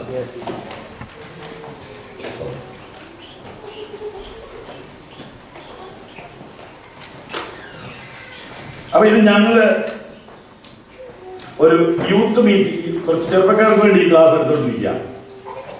ഇത് തന്നെ ഇങ്ങനെ കുറേ ദിവസത്തേക്കുണ്ട്. ഇങ്ങനെ എടുത്തോണ്ടിരിക്കുമ്പോ ഒരു സഹോദരൻ 9 മണിക്ക് ക്ലാസ് എടുത്ത് ഒരു ജോലിക്ക് പോയി. രാവിലെ ക്ലാസ്. പുള്ളി എന്നോട് വന്നിട്ട് പിറ്റേ ദിവസത്തെ ക്ലാസ്സിൽ പറഞ്ഞു, സാറേ എങ്ങനെ ഈ വസിക്കുന്നു? ഞാൻ ചോദിച്ചു എന്നാ പ്രശ്നം? ക്ലാസ് ഒക്കെ കഴിഞ്ഞ് നല്ല ഉത്സാഹമായിട്ട് അങ്ങോട്ട് ഇവിടുന്ന് അങ്ങോട്ട് ഇറങ്ങും, വസിക്കാമെന്നൊക്കെ പറഞ്ഞു. കമ്പനി ചെന്ന് കഴിയുമ്പോൾ വസിക്കാൻ പറ്റുന്നില്ല. അതിനാ അവൻ എന്തെങ്കിലും പറയും, ഞാനും അങ്ങോട്ട് എന്തെങ്കിലും ഒക്കെ പറയും. പിന്നെ ഈ വസിക്കലൊന്നും ഇല്ല.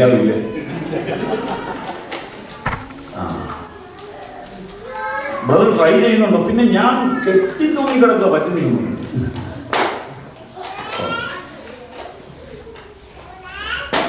ഓക്കെ, ഞാൻ പറഞ്ഞു റോമാലേഖനം എടുക്കാൻ പറഞ്ഞു. അവിടെ നമുക്കൊന്ന് എടുക്കാം.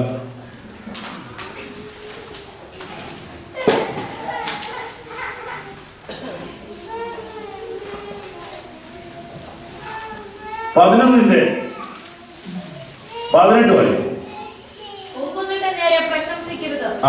പ്രശംസിക്കുന്നുവെങ്കിൽ നീ വേരിനെയല്ല വേറെ നിന്നെ അത്രേ ചുമക്കുന്നു എന്നോർക്കുക.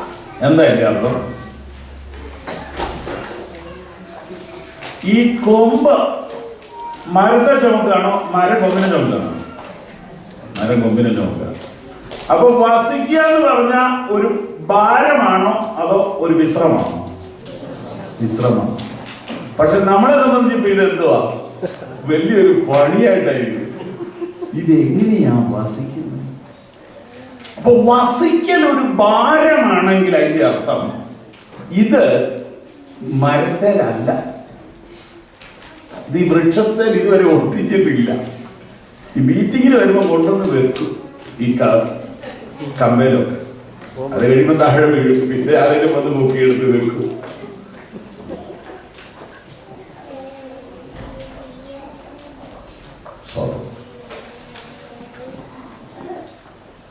വാച്ച്മാൻ നീഡ് ഒരു ബുക്കുണ്ട്, നോർമൽ ക്രിസ്ത്യൻ ലൈഫ്. ഇറങ്ങിയ പുസ്തകങ്ങളിൽ ഏറ്റവും ഡീപ്പ് പുസ്തകമാവും. പക്ഷെ പേരെന്നാ? നോർമൽ. അല്ലാതെ ഡീപ്പ് ക്രിസ്ത്യൻ ലൈഫ് എന്നോ ഹാർഡ് ക്രിസ്ത്യൻ ലൈഫ് എന്നൊന്നും അല്ല. Normal Christian life. ആ പുസ്തകത്തിനകത്ത് റോമാലേഖനം മാത്രമാണ് പഠിപ്പിക്കുന്നത്. എന്ന് പറഞ്ഞാൽ വളരെ ലളിതമാണ് ക്രിസ്ത്യൻ ജീവിതം. ഞാൻ ഉദാഹരണത്തിന് പറയുന്ന ഉദാഹരണം ഇതാണ്. ഒരു മനുഷ്യൻ നടക്കാൻ പോവുക രാവിലെ. അയാളുടെ മകന്റെ മകനും കൂടെ കൂടെ പോയി. എല്ലാ ദിവസവും നിർബന്ധം പിടിച്ച കാരണം കൊച്ചിലൊക്കെ കൊണ്ടുപോയി. ഇങ്ങനെ പോയി പോയി പോയി പോയി ചെല്ലുമ്പോൾ ഒരു വീടിന്റെ വാതിൽക്കൽ കൂടെ പാസ് ചെയ്യുമ്പോൾ ആ വീട്ടുകാരൻ, ആ വീട്ടിലെ മനുഷ്യൻ, പ്രായമായ മനുഷ്യനാണ്, ജനലിക്ക് വന്ന് ജനൽ തുറന്നിട്ടിട്ട് ജനൽ കമ്പിയിൽ ഇങ്ങനെ കൈ തൂങ്ങിയിട്ട് ശ്വാസം വലിക്കുക, ഇങ്ങനെ വലിക്കുക. അപ്പൊ ഈ കൊച്ചു അപ്പനോട് ചോദിക്കാം, അപ്പൊ അതന്നെ മോനെ ആ പുള്ളി ശ്വാസം വലിക്കുക. അപ്പൊ അപ്പോഴത്തെ നമ്മളാണ് ശ്വാസം വലിക്കുന്നില്ല ഉണ്ട്, നമ്മളെന്നെ കമ്പിയെ പിടിക്കാതെ. അത് നമുക്ക് വീട്ടിൽ ചെന്നിട്ട് പറയാം. ഇപ്പൊ നിന്നോട് പറഞ്ഞാൽ മനസ്സിലാക്കി. അവനെ വീട്ടിൽ ചെന്നിട്ട് പറഞ്ഞ് മനസ്സിലാക്കി, എന്റെ വളരെ നമ്മുടെ ഈ ശ്വാസകോശം എന്ന് പറയുന്ന സാധനത്തിന് ഒരു കംപ്ലൈന്റും ഇല്ലാത്തതുകൊണ്ടാണ് നമ്മൾ ഈ കാർ ഓടിക്കുമ്പോഴും സൈക്കിൾ ചവിട്ടുമ്പോഴും ഒക്കെ കൈ വിട്ട് ശ്വാസം വലിക്കുകയില്ലേ. എന്നാൽ പുള്ളിയുടെ ശ്വാസകോശം തകരാറിലായതുകൊണ്ട് കമ്പിയെ തൂങ്ങിയാലേ ഇച്ചിരി ശ്വാസം കിട്ടൂ. അപ്പൊ നോർമൽ ലൈഫ് എന്ന് പറഞ്ഞതിന്റെ അർത്ഥം മനസ്സിലായോ? നോർമലായിട്ട് ശ്വാസം പോകാൻ സാധിക്കാത്തവർക്കാണ് ആ ശ്വാസം വിലക്ക് മേടിക്കോ ഇങ്ങനെ തൂങ്ങിക്കിടക്കുകയോ ഒക്കെ ചെയ്യേണ്ടി വരും. ക്രിസ്ത്യൻ ജീവിതം നോർമൽ ആണെങ്കിൽ സുഖ. അതുകൊണ്ടാണ് പണ്ടാരാണ്ട് ഇങ്ങനെ പാടിയത്, ക്രിസ്ത്യ ജീവിതം പോൽ ഭാഗ്യം പാരിലെന്തുള്ളൂ, ക്രിസ്ത്യ ജീവിതം പോൽ ഭാഗ്യം പാരിലെന്തുള്ളൂ, ക്രിസ്തീയ ജീവിതം പോലെയുള്ളൊരു, ക്രിസ്തീയ ജീവിതം പോലെയുള്ളൊരു മഹൽ ഭാഗ്യമാ ജീവിതം പാരിലെന്തുള്ളൂ, മഹൽ ഭാഗ്യമാ ജീവിതം പാരിലെന്തുള്ളൂ, ക്രിസ്ത്യ ജീവിതം പോൽ ഭാഗ്യം പാരിലെന്തുള്ളൂ, ക്രിസ്ത്യ ജീവിതം പോൽ ഭാഗ്യം പാരിലെന്തുള്ളൂ. പരിഹാസം ചൊല്ലി ശത്രു നേർത്തു വരുമ്പോൾ, പരിഹാസം ചൊല്ലി ശത്രു നേർത്തു വരുമ്പോൾ, ആ സ്തോത്രം പാടി ആശ്വസിപ്പാൻ ശക്തി നൽകുന്ന, സ്തോത്രം പാടി ആശ്വസിപ്പാൻ ശക്തി നൽകുന്ന, ക്രിസ്ത്യ ജീവിതം പോൽ ഭാഗ്യം പാരിലെന്തുള്ളൂ, ക്രിസ്ത്യ ജീവിതം പോൽ ഭാഗ്യം പാരിലെന്തുള്ളൂ. ഓ കഷ്ടതയും പട്ടിണിയും ഏറിടും നേരം, കഷ്ടതയും പട്ടിണിയും ഏറിടും നേരം, മനക്ലേശം കൂടാതെ നിൽപ്പാൻ ശക്തി നൽകുന്ന, മനക്ലേശം കൂടാതെ നിൽപ്പാൻ ശക്തി നൽകുന്ന, ക്രിസ്ത്യ ജീവിതം പോൽ ഭാഗ്യം പാരിലെന്തുള്ളൂ,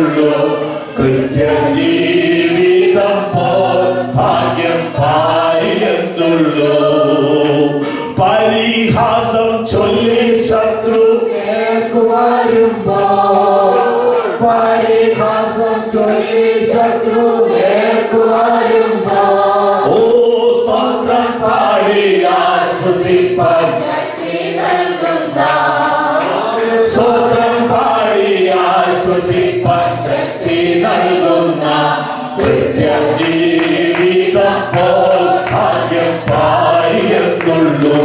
ക്രിസ്ത്യജീവിതം പോൽ ഭാഗ്യം പാരിയെന്നുള്ളൂ. ഓ ക്രിസ്തീയ ജീവിതം പോലെയുള്ളൊരു ക്രിസ്തീയ ജീവിതം പോലെയുള്ളൊരു മഹൽ ഭാഗ്യമാം ജീവിതം പാരിയെന്നുള്ളൂ. മകൾ ഭാഗ്യമാം ജീവിതം പാരിയെന്നുള്ളൂ. ക്രിസ്ത്യ ജീവിതം പോൽ ഭാഗ്യം പാരിയെന്നുള്ളൂ. ക്രിസ്ത്യ ജീവിതം പോൽ ഭാഗ്യം പാരിയെന്നുള്ളൂ. ആമേൻ. അപ്പോൾ വസിക്കുക എന്നത് ഒരു ജോലിയല്ല, അതൊരു നോർമൽ പ്രക്രിയയാണ്. അത് വീണ്ടും ജനിക്കുന്ന ആ അനുഭവത്തിൽ നിന്നുണ്ടാകുന്നതാണ്. ആ ഒരു അനുഭവത്തിൽ നിന്നാണ് ഫലം കായ്ക്കുന്നത്. അതിനു വേണ്ടി ഒന്നും ചെയ്യണ്ട. യഥാർത്ഥമായി ക്രിസ്തുവിൽ വസിക്കുന്ന ഒരാൾക്ക് ഫലം കായ്ക്കുക എന്നതും ഒരു ജോലിയല്ല. ശ്രദ്ധിക്കുക, വസിക്കുക എന്നതും ഒരു ജോലിയല്ല, ഫലം കായ്ക്കുക എന്നതും ഒരു ജോലിയല്ല. നോർമലാ. ക്രിസ്തുവിൽ വസിക്കുന്നു എന്നത് സത്യമാണെങ്കിൽ ഫലം നോർമലാണ്. ഫലം കായ്ച്ചതൊരു വലിയ കാര്യമല്ല, കായ്ച്ചേ പറ്റൂ. അതാണ് അതിന്റെ ആത്മീക രഹസ്യം. സ്തോത്രം. ഫലം കായ്ക്കാതെ ഇരിക്കാൻ പറ്റില്ല. അതാ ക്രിസ്തീയ ജീവിതം. എത്ര മനോഹരമാണ് ക്രിസ്തീയ ജീവിതം. ഒരുവൻ ഒരുവനേക്കാൾ വലിയവനോ ഒരുവൻ ഒരുവനേക്കാൾ ശ്രേഷ്ഠനോ അല്ല. എല്ലാം കൊമ്പുകളാണ്. എല്ലാം ഒരു വൃക്ഷത്തിലെ കൊമ്പുകളാണ്. ഒരു കൊമ്പ് മറ്റേ കൊമ്പിനേക്കാൾ കൂടിയതല്ല, കുറഞ്ഞതുമല്ല. എല്ലാം ഈ ഒരു വൃക്ഷത്തിലെ കൊമ്പുകളാണ്. ഒരു കൊമ്പിനും ഐഡന്റിറ്റി ഇല്ല. പ്രത്യേകിച്ച് വൃക്ഷത്തിന് മാത്രമേ പേരുള്ളൂ, കൊമ്പിന് പേരില്ല. ഈ കൊമ്പുകൾക്ക് ഒന്നിനും അഡ്രസ് ഇല്ല. ഈ വൃക്ഷത്തിന് മാത്രമേ അഡ്രസ് ഉള്ളൂ. ഈ വൃക്ഷത്തിന് മാത്രമേ പേരുള്ളൂ. ഈ വൃക്ഷമാണ് ഇതിന്റെ മുഴുവൻ ഭാരം ചുമക്കുന്നത്. ഇതിനെ ചുമന്നുകൊണ്ട് നിൽക്കുകയാണ് ഈ വൃക്ഷം. യേശു ക്രിസ്തുവിൽ വസിക്കുന്ന ദൈവമക്കൾക്കായി ഞാൻ സ്തോത്രം ചെയ്യുന്നു. നീ ലോകത്തിൽ എവിടെ സഞ്ചരിച്ചാലും നീ ക്രിസ്തുവിലാണ് വസിക്കുന്നത്. നീ വേരിനെ ചുമക്കുകയല്ല, വേര് നിന്നെ ചുമക്കുകയാണ്. ഫലം കായ്ക്കാനുള്ളതെല്ലാം എത്തിച്ചു തരുന്നത് ഈ വേരാണ്. ആമേൻ. നിങ്ങൾ വളരെ ഫലം കായ്ക്കുന്നതിനാൽ പിതാവ് മഹത്വപ്പെടുന്നു.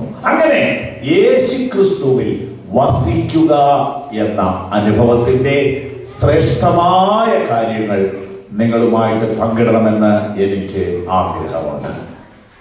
യേശു ക്രിസ്തുവിൽ വസിക്കുക. യേശു ക്രിസ്തുവിൽ വസിക്കുക. അതിന്റെ ഒന്നാമത്തെ സ്റ്റെപ്പ് ഒരു 3-4 കാര്യം പറയാം. ഒന്നാമത്തെ സ്റ്റെപ്പ് യേശു ക്രിസ്തുവിൽ വസിക്കുക എന്നതിന്റെ ഒന്നാമത്തെ സ്റ്റെപ്പ് 2 കൊരിന്ത്യർ 5-ാം അധ്യായം 17-ാം വാക്യം. ഒരുത്തൻ ക്രിസ്തുവിലായാൽ അവൻ പുതിയ സൃഷ്ടിയാകുന്നു. മതി. ക്രിസ്തുവിൽ വസിക്കുക എന്നതിന്റെ ഒന്നാമത്തെ സ്റ്റെപ്പ് ക്രിസ്തുവിൽ ആകുക എന്നതാണ്. ക്രിസ്തുവിൽ ആകണം. അവിടുന്ന് മാത്രമേ ബാക്കിയൊക്കെ പറയാൻ പറ്റൂ. അപ്പൊ അതിന്റെ പേര് നിങ്ങൾക്കറിയാം, രക്ഷിക്കപ്പെടുക, പുതു സൃഷ്ടിയാകുക, വീണ്ടും ജനിക്കുക. ഒന്നുകൂടെ ആ വാക്യം വായിച്ച്. ഇതൊരു പഠന രീതിയിലാണ് ഞാൻ പറയുന്നത്. നിങ്ങൾക്ക് എന്നും ഓർത്തിരിക്കണം. അഥവാ മറന്നുപോയാൽ ഈ സഹോദരനോട് പറഞ്ഞാൽ അതിന്റെ CD തരും. ഇത്രയും സൗകര്യമൊക്കെ ഇപ്പോൾ ഉണ്ടല്ലോ. ഒരു 2-3 പ്രാവശ്യം കേട്ടു. അപ്പൊ പിന്നെ എപ്പോഴും ഇത് പ്രസംഗിക്കുകയാണെങ്കിൽ പറയണം, പാസ്റ്റർ ഇതിവിടെ പറഞ്ഞതാണെന്ന് പറഞ്ഞു. ഓക്കെ, അതുപോലെ ഗ്രഹിക്കണം. സ്തോത്രം. അപ്പോ നന്നായി ശ്രദ്ധിക്കുക. ക്രിസ്തുവിൽ ആകുകയാണ് വസിക്കുന്നതിന്റെ ഫസ്റ്റ് സ്റ്റെപ്പ്. വസിക്കുകയാണ് ഫലം കായ്ക്കാനുള്ള ഏകമാർഗം. ഫലം കായ്ക്കാനുള്ള ഏകമാർഗം പ്രാർത്ഥിക്കുകയല്ല, പാട്ട് പാടുകയല്ല, സ്വോത്രാഴ്ച ഇടുകയല്ല. പിന്നെ എന്താണ്? വസിക്കുകയാണ്. വസിക്കുന്നതിനകത്ത് പാട്ട് പ്രാർത്ഥനയൊക്കെ വരും. ഓക്കെ, അപ്പൊ വസിക്കുക എന്ത് ചെയ്യണം? വസിക്കുന്നതിന്റെ ഒന്നാമത്തെ സ്റ്റെപ്പ് ക്രിസ്തുവിൽ ആകുക. നിങ്ങൾ ഏത് സഭയിലാണെന്ന് ഞാനിപ്പോൾ ചോദിക്കുന്നില്ല, പക്ഷെ നിങ്ങൾ ക്രിസ്തുവിൽ ആയോ എന്ന് എനിക്ക് ചോദിക്കാതെ പറ്റത്തില്ല. അയ്യോ അതെന്നെ ചോദ്യം പാസ്റ്റർ, ഞങ്ങളൊക്കെ ഇതിനകത്തല്ലേ ജനിച്ചേ, ഏതിനകത്ത്? ഇങ്ങനെയൊക്കെ എന്നോട് ചോദിച്ചിട്ടുള്ള കാര്യം ഞാനീ പറയും. എന്ത് ചോദ്യ പാസ്റ്റർ, ഞങ്ങളല്ലേ യോഗം നടത്തുന്നത്, അതുകൊണ്ട് തന്നെ പറയാനും. ഒരു യൂണിയൻ കൺവെൻഷന് പ്രസംഗിക്കാൻ ചെന്നപ്പോ എന്റെ ഈ അക്കോമഡേഷനും കാര്യമൊക്കെ ക്രമീകരിക്കുന്ന പുള്ളിയുടെ പരിപാടി കണ്ടിട്ട് ഗുണപ്പെട്ടതല്ലെന്ന് എനിക്ക് തോന്നി. അപ്പൊ ഞാൻ ചോദിക്കും, ബ്രദർ രക്ഷിക്കപ്പെട്ടിട്ട് എത്ര വർഷമായി? എന്നാ ചോദ്യം, ഞങ്ങളല്ലേ ഞങ്ങളൊക്കെ ഇതിനകത്തല്ലേ? ഏതിനകത്ത്? അല്ല, എന്നെ മനസ്സിലായില്ലേ? ഞാൻ ട്രഷർ. അതല്ല ബ്രദറെ ഞാൻ ചോദിച്ചത്. അയ്യോ ബ്രദർ നല്ല ആളാ, അതല്ല എന്റെ വിഷയം. വീണ്ടും ജനിച്ച കാര്യത്തെ കുറിച്ചായി ചോദിക്കുന്നു. ഒരു പിടിപാടുമില്ല. ക്രിസ്തുവിൽ ആകുക എന്നൊരു അനുഭവം ഉണ്ടായിട്ടുണ്ടോ? അതെനിക്ക് ചോദിക്കണം. അല്ല, ഞങ്ങൾ ഇതിനകത്താ. ഏതിനകത്ത്? അതെനിക്കറിയണ്ട. സഭയുടെ പേരായി പറയാൻ പോണത്. അതൊന്നും മിണ്ടിപ്പോകരുത്. ക്രിസ്തുവിലാകുന്ന പറയും. ലോകത്തിൽ രണ്ടു കൂട്ടരേ ഉള്ളൂ, ക്രിസ്തു രഹിതരും ക്രിസ്തു സഹിതരും. ക്രിസ്തുവിനുള്ളവരും ക്രിസ്തുവിനല്ലാത്തവരും. കാരണം എനിക്ക് എടുക്കപ്പെടുന്നത് ഏത് സഭക്കാരാണെന്ന് അറിയോ? ക്രിസ്തുവിനുള്ളവർ അവന്റെ വരവിങ്കൽ. ഹല്ലേലൂയ. ക്രിസ്തുവിനായിട്ട് പറയണം. കറക്റ്റ് പറഞ്ഞില്ലല്ലോ, ആ എക്സ്പീരിയൻസ് ഒന്ന് പറയണം, ആ അനുഭവം നടക്കണം. ഹല്ലേലൂയ. ഭാഗ്യനാൾ, ഭാഗ്യനാൾ, യേശു എൻ പാപം തീർത്ത നാൾ, എൻ രക്ഷക, എൻ ദൈവമേ, നിന്നിലായ നാൾ ഭാഗ്യമേ. പഴയ പാട്ട് നിങ്ങൾക്ക് അറിയാമല്ലോ, വളരെ സന്തോഷം. എന്താണ് അതിന്റെ വരികൾ? എന്നാ പാട്ടെന്നറിയോ? അതൊക്കെ പാടണം. ഈ പഴയ പാട്ട് നിർത്തിക്കളയല്ലോ കേട്ടോ. പുതിയത് ഇടയ്ക്ക് ഓരോന്ന് പാടിക്കൂ. ഉണ്ടല്ലോ ഇപ്പോഴത്തെ പുതിയ സാധനങ്ങൾ. ആ കൂടെ നല്ല ആഴമുള്ള പാട്ടൊക്കെ ഇടയ്ക്ക് പാടണേ. എൻ രക്ഷക, എൻ ദൈവമേ, നിന്നിലായ നാൾ ഭാഗ്യമേ, എന്നുള്ളത്തിൽ സന്തോഷത്തെ എന്നും ഞാൻ കീർത്തിച്ചിടട്ടെ. ഭാഗ്യനാൾ, ഭാഗ്യനാൾ, യേശു എൻ പാപം തീർത്ത നാൾ, ഭാഗ്യനാൾ, ഭാഗ്യനാൾ, യേശു എൻ പാപം തീർത്ത നാൾ. വൻക്രിയായൻ നടന്നു കർത്തന്റെ, ഞാനവന്റെ വൻക്രിയായൻ കർത്തന്റെ, ഞാനവന്റെ. താൻ വിളിച്ചു, ഞാൻ പിൻചെന്നു, സ്വീകരിച്ചു തൻ ശബ്ദത്തെ. താൻ വിളിച്ചു, ഞാൻ പിൻചെന്നു, സ്വീകരിച്ചു തൻ ശബ്ദത്തെ. ഭാഗ്യനാൾ, ഭാഗ്യനാൾ, യേശു എൻ പാപം തീർത്ത നാൾ, ഭാഗ്യനാൾ, ഭാഗ്യനാൾ, യേശു എൻ പാപം തീർത്ത നാൾ. വരികളൊന്ന് കേട്ടേ. ഹല്ലേലൂയ. വൻ ക്രിയ എന്നിൽ നടന്നു. നടന്നോ? നടന്ന ആ സമയം ഓർക്കുന്നുണ്ടോ? സ്വതന്ത്രം ചെയ്താട്ടെ. വൻ ക്രിയ, വൻ ക്രിയ, വൻ ക്രിയ. ഒരുത്തൻ ക്രിസ്തുവിലായാൽ അവൻ പുതിയ സൃഷ്ടി. വൻ ക്രിയ. ദൈവത്തിന് മാത്രം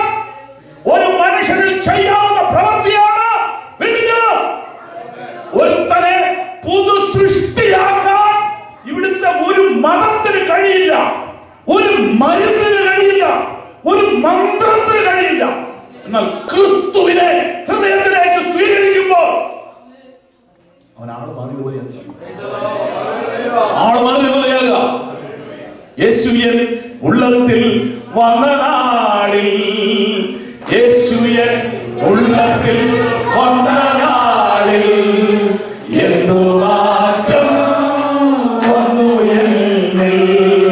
തന്നെ ഞാൻ ഉള്ളത്തിൽ ഏറ്റതാലേ, തന്നെ ഞാൻ ഉള്ളത്തിൽ ഏറ്റതാലേ എന്തു ബോധം വന്നു എന്നിൽ. യേശുയൻ ഉള്ളത്തിൽ വന്ന നാളിൽ, യേശുയൻ ഉള്ളത്തിൽ വന്ന നാളിൽ എന്തു മാറ്റം വന്നു എന്നിൽ. ഓ തന്നെ ഞാൻ ഉള്ളത്തിൽ ഏറ്റതാലേ, തന്നെ ഞാൻ ഉള്ളത്തിൽ ഏറ്റതാലേ എന്തു ബോധം വന്നു എന്നിൽ. ബോധം വന്നു എന്നിൽ. അതെ, വൻ ക്രിയ എന്നിൽ നടന്നു. കർത്തൻ എന്റെ, ഞാൻ അവന്റെ. താൻ വിളിച്ചു, ഞാൻ ഒന്നും നോക്കാതെ ഇറങ്ങി തിരിച്ചു.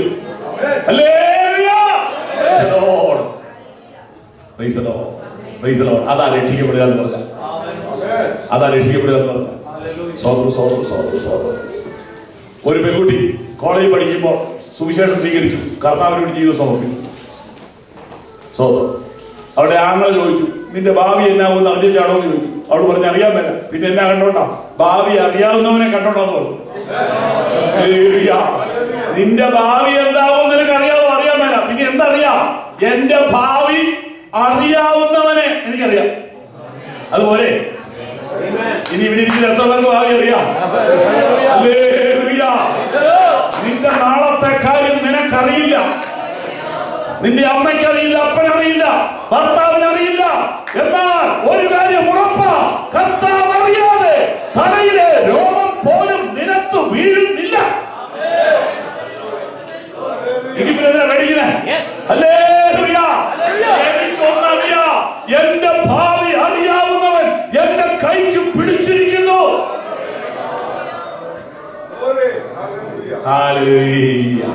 നിന്റെ ആലോചന നീ എന്നെ നടത്തും. നീ എന്നെ വലം കൈക്ക് പിടിച്ചിരിക്കുന്നു. നിന്റെ ആലോചന എന്നെ നടത്തും. പിന്നെ മഹത്വത്തിലേക്ക് എന്നെ കൈക്കൊള്ളും. എനിക്ക് വളരെ സന്തോഷമാണ്.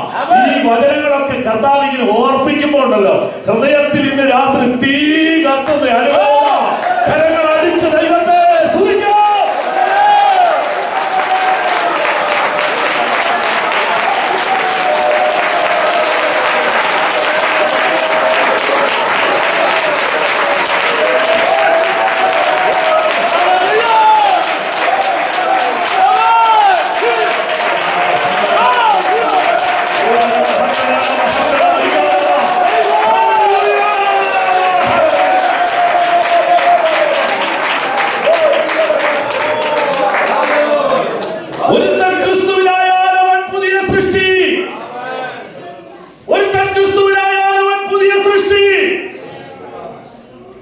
ഞാൻ പറഞ്ഞു ആ പെൺകുട്ടിയുടെ ഭാവി എന്നിട്ട് എന്തായെന്ന് അറിയാമോ? പഠിത്തം കഴിഞ്ഞപ്പോ വീട്ടുകാർ പറഞ്ഞു, നിന്നെ ഞങ്ങൾ പറയുന്നിടത്ത് കെട്ടിക്കോളൂ. അങ്ങനെ കല്യാണാലോചന വരാൻ തുടങ്ങി. ഡിഗ്രി പഠിത്തമെല്ലാം കഴിഞ്ഞ് നല്ല നല്ല കല്യാണാലോചന വരിക. എല്ലാം കഴിയുമ്പോ ഒറ്റയ്ക്ക് ഒന്ന് സംസാരിക്കണമല്ലോ. ഒറ്റയ്ക്ക് സംസാരിക്കാനായിട്ട് പോകുമ്പോ ഈ കൊച്ചു പറയും, അപ്പോഴേ ഞാൻ ബോണഗൈനാ. അപ്പോഴേ ചെറുക്കൻ സ്റ്റാൻഡ് വിടും. ചില വിദ്വാന്മാർക്ക് ഇത് എന്നാന്ന് പോലും അറിയും. മോഡേൺ ബ്രെഡ് എന്നൊക്കെ അവർക്ക് തിരികെ.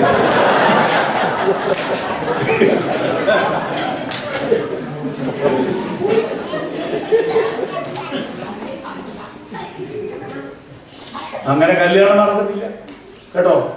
നീണ്ടു പോവുക. വീട്ടുകാർ കരച്ചിലും പിരാക്കുക. നീ എന്തോ അടിയാ നീ ചെല്ലുമ്പോ പറയുന്നത്?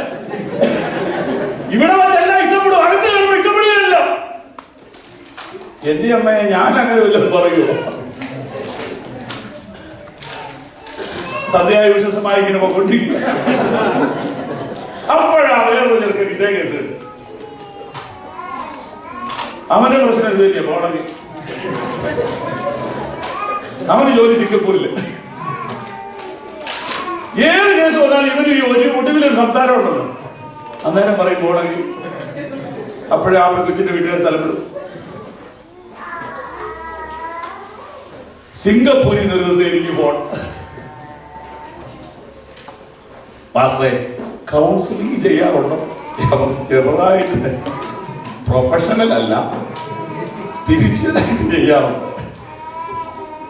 ഒരു അത്യാവശ്യ കേസുണ്ട്. ഞാൻ പറഞ്ഞു എന്തുവാ? ഞങ്ങളുടെ മോനെ അവനിപ്പോ എന്ത് പറഞ്ഞാലും പോണെങ്കിൽ എന്നാ പറഞ്ഞു. അതൊന്ന് പറഞ്ഞ് ശരിയാക്കും. ഞാൻ പറഞ്ഞു അത് ഞാൻ കേട്ടു, അത് നമുക്ക് എളുപ്പമുള്ള കാര്യം.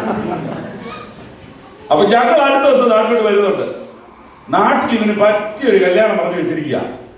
ഏത് കല്യാണം വന്നാലും ഇവൻ പോണകയെന്ന് പറയും. അപ്പോഴേ ആ പെൺകുട്ടി സ്ഥലം വിടും. അപ്പൊ ഇതൊന്നും ശരിയാക്കണം. ഇവൻ ഈ പറയുന്നത് ഞങ്ങൾക്ക് തിരിയുന്നില്ലെന്ന് തോന്നും. കാരണം അവരുള്ള സത്യം പറഞ്ഞു. ഏതാ ഈശോയുടെ മക്കൾക്ക് തിരിയുന്നില്ലെന്ന് പോണകയെന്ന് പറഞ്ഞിട്ടുണ്ട്. ആ മറിയ കുട്ടി ഔസേപ്പ് നോക്കിയ പേര്. ഇനി പറഞ്ഞ ശ്രദ്ധിച്ചു കേട്ടോ.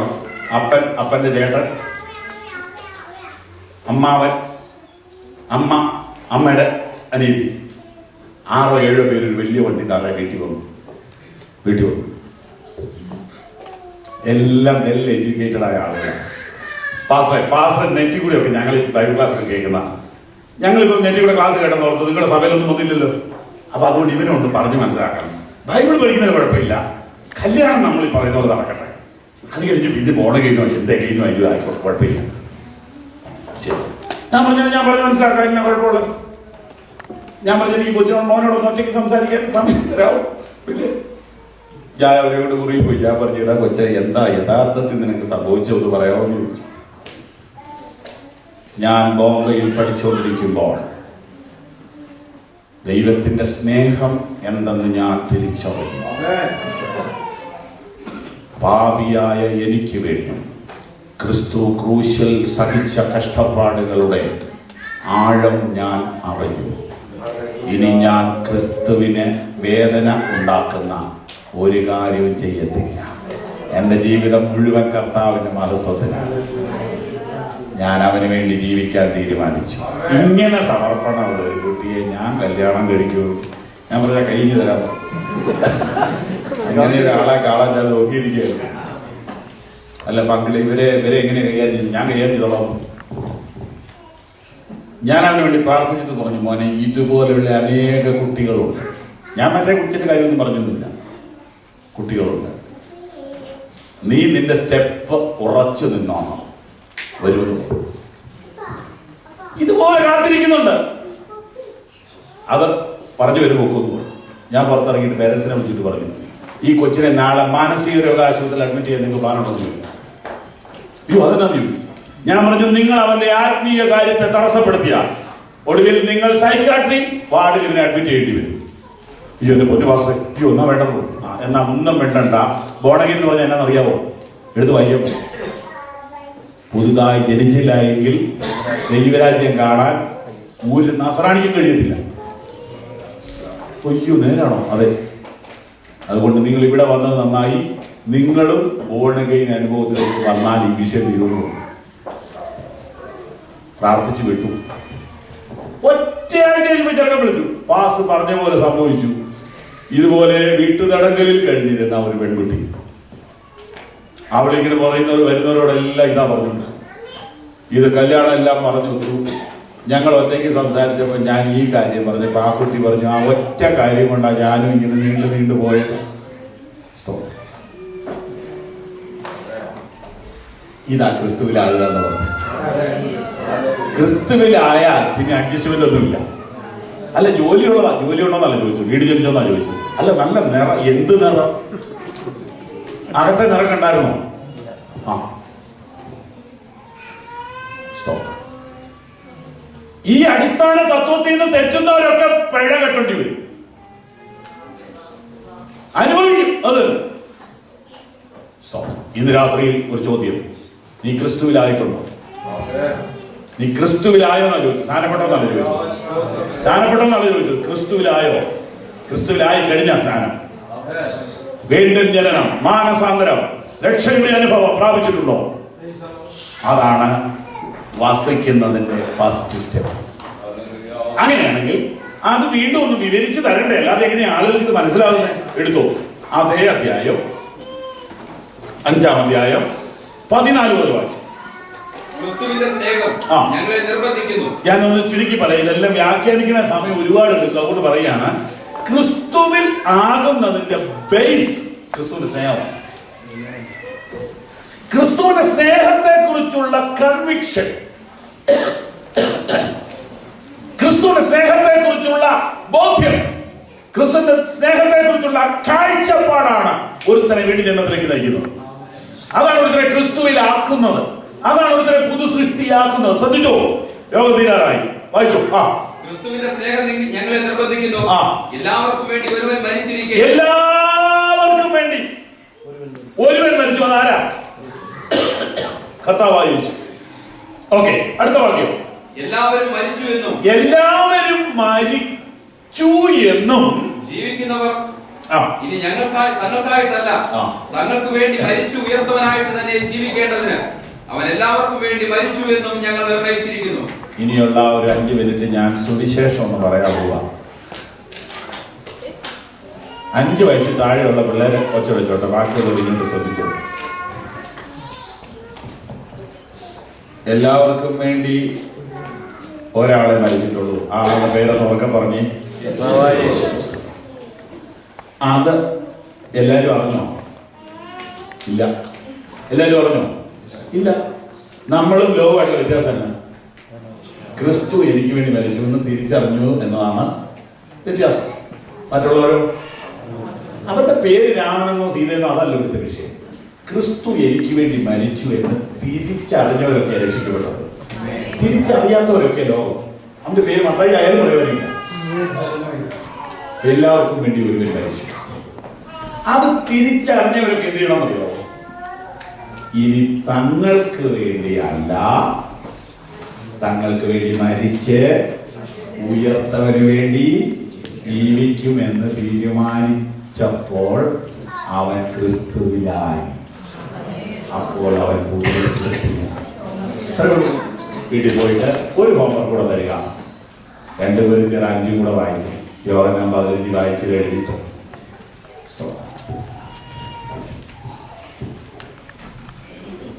ഒന്നുകൂടെ പറയാം. എല്ലാവർക്കും വേണ്ടി മരിച്ച ക്രിസ്തു എനിക്ക് വേണ്ടിയാണ് മരിച്ചതെന്ന് ഞാൻ തിരിച്ചറിഞ്ഞപ്പോ ഞാൻ ഒരു തീരുമാനം എടുത്തു. ഇനി ഞാൻ ജീവിക്കുന്നെങ്കിൽ കർത്താവിന് വേണ്ടി. ആ തീരുമാനത്തിന്റെ പേരാണ് മാനസാന്തരം. അതിൽ നിന്നുണ്ടാകുന്നതാണ് ക്രിസ്ത്യജനം. ആ സമർപ്പണത്തിൽ ജീവിക്കുന്നവരാണ് ക്രിസ്തുവിൽ വസിക്കുന്നത്. ഇന്ന് നമുക്ക് ഇവിടെ നിർത്താം. ദൈവസ്നേഹത്തിന്റെ വലിപ്പം അറിയാം. കണ്ണുകളടച്ചാണ്. ദൈവസ്നേഹമേ, ദൈവസ്നേഹമേ, അതിനുള്ള അകലം ഉയരം ആഴം അപ്രമേയമേ, അതിനുള്ള അകലം ഉയരം ആഴം അപ്രമേയമേ. ദൈവസ്നേഹമേ, ദൈവസ്നേഹമേ, അതിനുള്ള അകലം ഉയരം ആഴം അപ്രമേയമേ, അതിനുള്ള അകലം അനുസരിച്ചിടാതെ ആജ്ഞയെ അവഗണിച്ചതാ, മനുജനോട് കരുണ കാണിച്ചതിനു കാരണം. അനുസരിച്ചിടാതെ ആജ്ഞയെ അവഗണിച്ചതാ, മനുജനോട് കരുണ കാണിച്ചതിനു കാരണം. ദൈവസ്നേഹമേ, ദൈവസ്നേഹമേ, അതിനുള്ള അകലം ഉയരം ആഴം അപ്രമേയമേ, അതിനുള്ള അകലം ഉയരം ആഴം അപ്രമേയമേ. അനുസരിച്ചിടാതെ ആജ്ഞയെ അവഗണിച്ചതാ, മനുഷ്യനോട് കരുണ കാണിച്ചതിനു കാരണം. അനുസരിച്ചിടാതെ ആജ്ഞയെ അവഗണിച്ചതാ, മനുഷ്യനോട് കരുണ കാണിച്ചതിനു കാരണം. ദൈവസ്നേഹമേ, ദൈവസ്നേഹമേ, അതിനുള്ള അകലം ഉയരം ആഴം അപ്രമേയമേ, അതിനുള്ള അകലം ഉയരം ആഴം അപ്രമേയമേ. കുരിശിലെ ഗജാതനെ തകർത്തു വൈരികൾ,